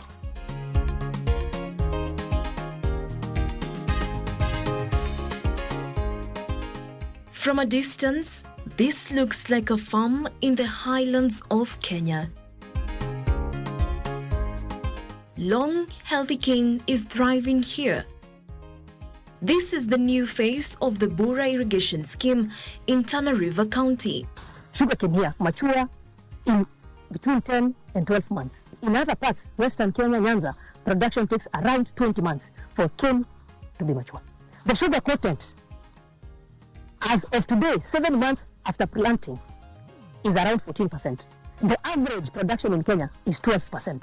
Hatujaifikiria kabisa kama kutakuja kutokea mradi ya miwa. Lakini ni bahati Mungu ametuletea. Na tunashukuru penye tuko tunaendelea na tulipojaribu kupanda, sisi tuliopanda, tukaona huu mradi hata ile miezi hii miwa ilitakikana ivute ikakuwa iko tayari mapema. Sasa tumefurahi. So vile nimeona kama hapa kuna shamba kubwa. A lot of shamba ni kubwa sana.